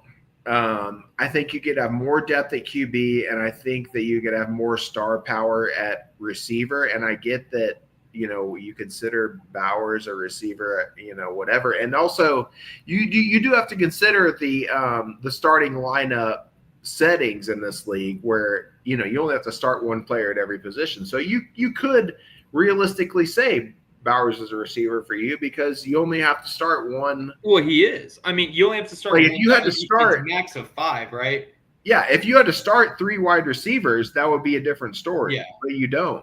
So, yeah, no, I mean that actually does make sense within the confines of the starting lineup parameters. I mean it's a well thought out, smart team. It's a good team. I'm a wideout guy, so yeah. So Charles says, I don't understand this ranking of 2 when I was ranked 6. Well, Charles, it's because your team sucks and his team doesn't. Charles, it comes down to the sustainability of your team. That would be for me, Charles, it's because you had great depth, but you have no star power. That was my reasoning. It was because superstars win championships, and depth is good and it helps, but it does not win championships. That is my reasoning, because depth is a good thing to have, but that is not what separates you, and it's not what takes you to a championship. Superstars win championships. Yeah, I agree with that. I think you have one. Yeah, okay. If A-Chain is your superstar, that's fine, but that's only one, and these other teams have more than one. He has Bowers and he has Bijan, and you know what? He has Bo Nix. I mean, let's face it, like he's about to be a superstar. So, but I mean, in at the very least, he has 100% more superstars than you, and he also has a good amount of depth and a probably a better starting lineup. So, I mean, it's more than just okay. You really just have one fucking dude, and like none of your guys really fucking stand out. DK is not a superstar. I disagree with that. He's not a superstar. He's never been a superstar. He could have been a superstar at some point, but he's not now.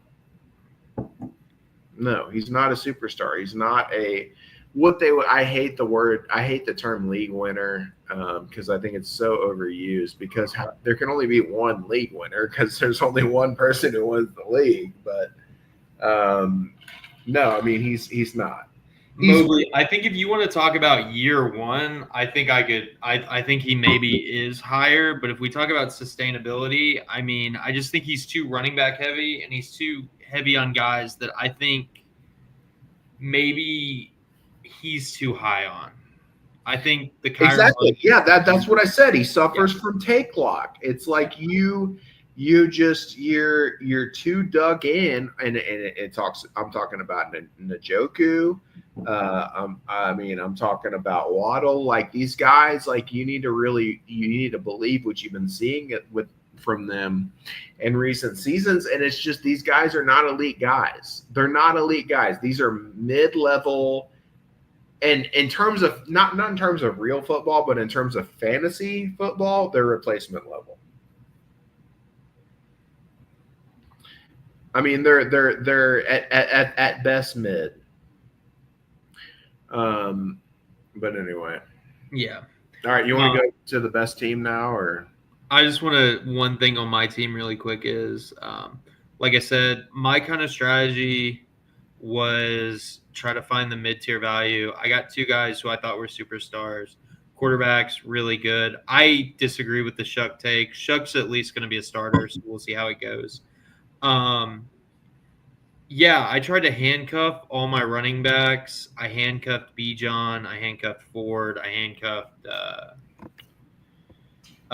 Harvey. I think Tajay Spears, if Tony Pollard gets hurt, he's going to have a major role. He's still going to have some role.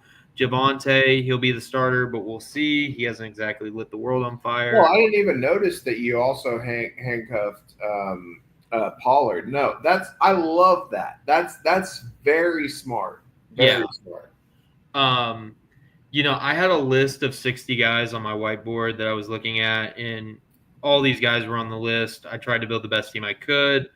I love my receivers. I know I don't have a ton of star power, but I think at the price, I think I have two guys who very easily could be wide receiver twos. Jacoby Myers does produce. I know he's old, but we'll see. Oldish. He's 28, 29, whatever. I don't think Quentin Johnston is as bad as everybody says. I think Jaden Higgins is a stud. I love his tape. Keon Coleman, we'll see. He's cheap. I love my tight end room. I think Dalton Kincaid's in for a big bounce back. So I think I have the best team. I really do. But, everybody's super close. It's a startup auction. Unless you're Shamir, some of the lower guys, I mean, it's going to be preference. So we'll move on to the Dallas team. Yeah, or JFM. Don't forget to mention JFM when you talk about the worst teams. Okay. Listen, I'm a QJ guy. I don't think he's that bad, but. All right. So, all right, go ahead. Go ahead. How about you tell me, because you said I'm a mid team. You tell me about my team. All right. So Sam Darnold in Seattle. We'll see how Sam Darnold does. Sam Darnold was literally the worst quarterback I've ever seen until last year. So Dylan Gabriel, whatever. Trevor Lawrence at 90, I just don't see it. I mean, listen, at some point he's got to produce, and he's never been that good. He's never had that good of a season in the NFL. So I think this is like a BTJ take lock, as you try to say for Charles. Milrow, whatever. Kyler, listen, I hate midgets. Okay, but Milrow was a handcuff with Darnold. That's fair. Yeah, I don't mind it. It's it's $4. And he may have a role, so we'll see. Kyler Murray at 93, I think it's about right. I don't think he's a bad player, and he has the rushing upside. He has the rushing floor. Sorry. And yeah, I think he has upside. So I don't think it's bad, although I'm not a Kyler guy. Braylon Allen, whatever. These guys, whatever. Pacheco, I think it's a good buy. I mean, great buy. I think he could legitimately be an RB1. So good on you for that. But outside of that, your running backs are dog shit. I don't know what you're doing there. Pat Bryant, whatever. Luther Burden, the price isn't bad. I don't know. I was really high on him going into the college season, but he just hasn't done it. I mean, and even his freshman year when he looked good, I mean, his numbers weren't like crazy. So we'll see. I don't know what kind of role he has. Matthew Golden, I like Matthew Golden. I think this price is a little much. I was bidding on him, but I can't. I didn't go to the levels that you went to. Lad, we already talked about it. I think he's hit his ceiling. I don't think he's a bad player, but I'm not I wouldn't be fist pumping over him. Elijah Moore, Buffalo needs guys to produce, so we'll see. Ricky Pearsall, I think the price is high. I never thought he was really that good of a prospect, personally, but I was bidding on him because of the Purdy stack, but I was only going to get to 20. Amon-Ra is Amon-Ra. BTJ is BTJ. Khalil Shakir, great buy. Shakir, not bad.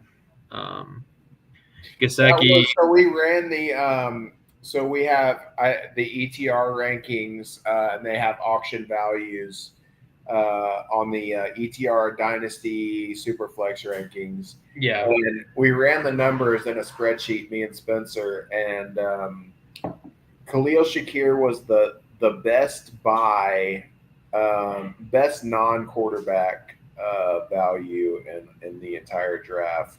Yeah, I don't think it's horrible. I think it's pretty good, but he's whatever. I'm talking to Nick right now, but the tight ends, we'll see. I'm not a big Tucker Kraft guy, but he did produce last year, so we'll see how it goes. I don't think your team is number one. I really don't think your team's number one personally, but these are your rankings. So yeah, I know. Well, I did in my scoring system, and I got perfect scores across the board. I don't know what you're talking about. But. All right, well, you move on to your team then. What is your strategy? Okay. Like I said, I mean the deal. Look, it was fucking hard, man. And you go into these auctions, and it's never going to go exactly how you plan. So you have to be water. You have to be flexible. You have to be adjustable. For sure. I mean, you have to evaluate what is happening, interpret it, and make the best decision. And that's why auctions are fun and hard. Yeah.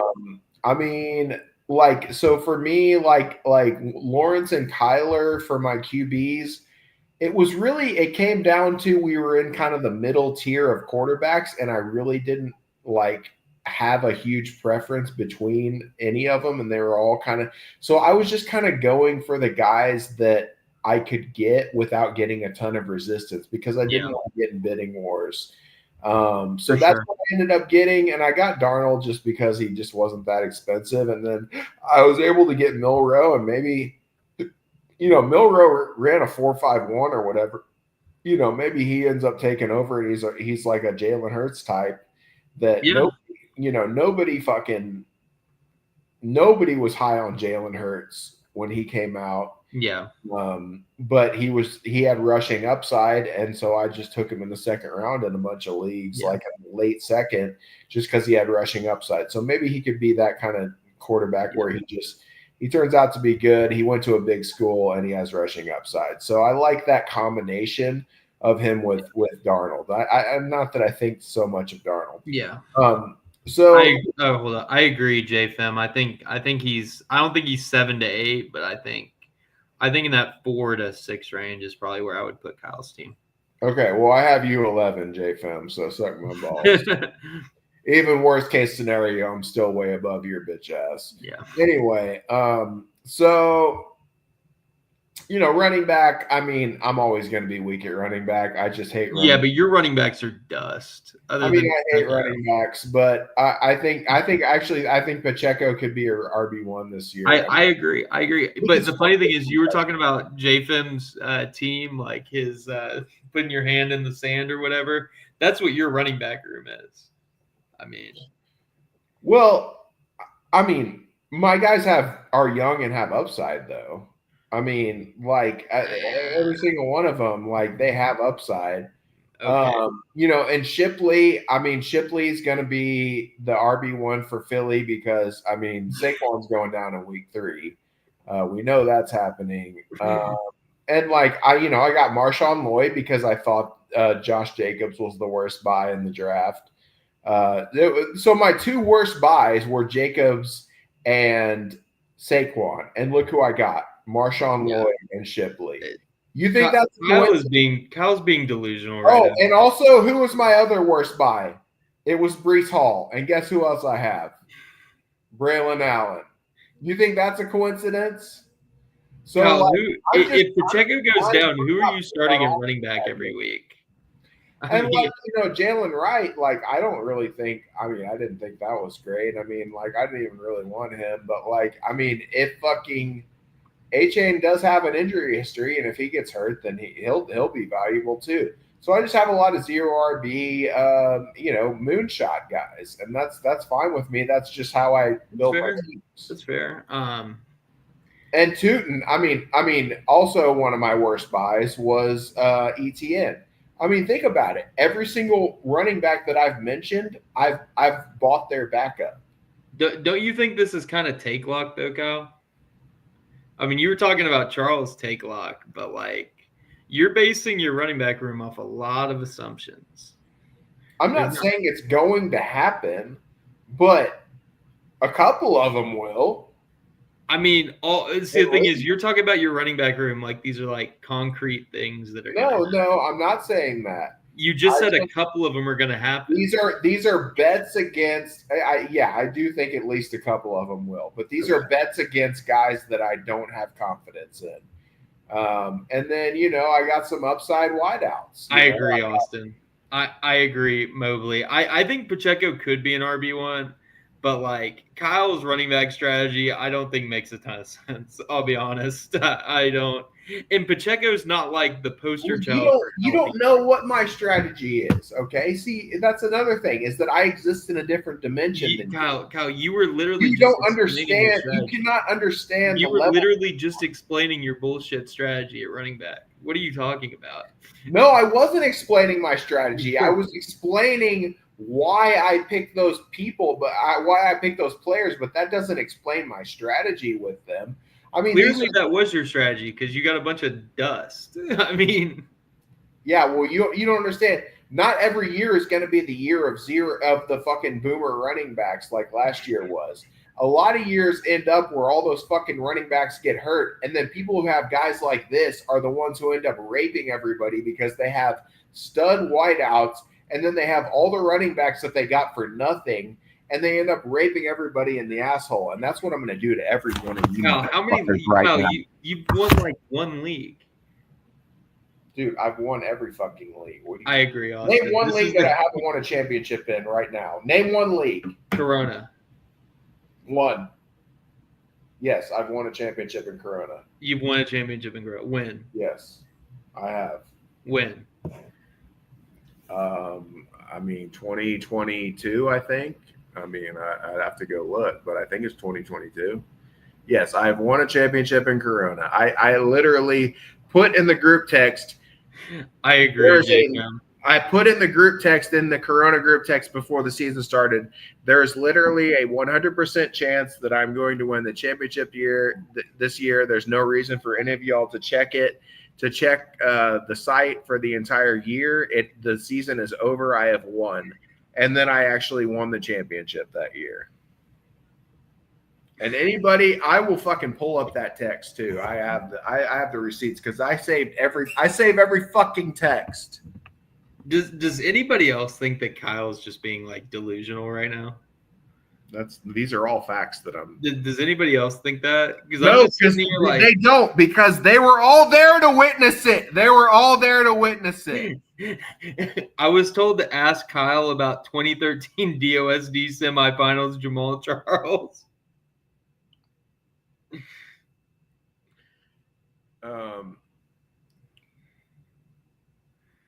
The only thing, dude.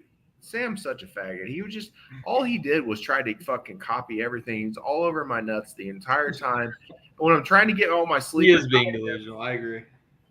I'm trying to get all my sleeper tight ends, and this guy's outbidding me on every fucking dude. I was trying to get Arroyo, I was trying to get Gadsden, and he's fucking outbidding me just because like he can't think of his own shit. He's got to copy all my fucking ideas. Well, Kyle, don't you think if you and somebody that you rated like super low on the team level or team rankings are doing the same thing, don't you just think that like maybe you're not that sharp? What do you mean? I think that was pretty self-explanatory. I know, but I wasn't listening. What did you say? I said, if you and somebody who you ranked pretty low on the team scale are doing the same thing, don't you think that maybe you're just not that sharp and maybe he's not copying you? You both are just whales. I don't know. I mean, I don't know a better way to No, put that is not. No, that doesn't mean that our teams are the same just because he tried to copy me. I mean, just because somebody tries. Oh, you think that okay? So Mozart is writing a symphony, and then somebody tries to write a symphony like Mozart. That like, oh, they're the same person now. Oh, so you're Mozart. Obviously, I'm Mozart. Who the fuck else would be Mozart? Yes, I am Mozart. I am the Mozart of fantasy. Name one other person that would be. Okay. You want to move on to predictions? Yeah. All right, let's move on to predictions. Who do you think's finished? All right, we're going to go from 12 to 1. Who do you think's going to be 12? I already know the answer. Oh, I know no, my we don't answer. have to go every fucking team. Just say who you think's going to win. Who do I think's going to win? I think I'm going to win, personally. This year. I think this is who I think. I'll say who the contenders are. Just say, give me your like top 3 to 5, playoff teams like contenders. Okay, me, Mobley,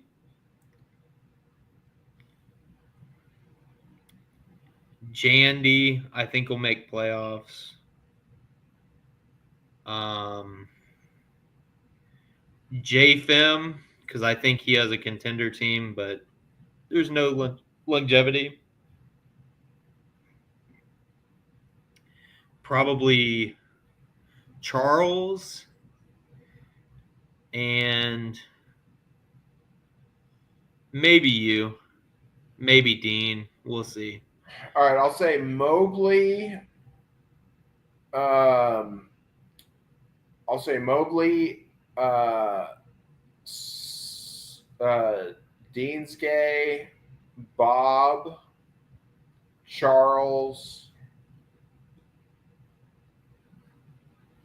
you, Mobley, Deansgay, Bob, Charles, you, and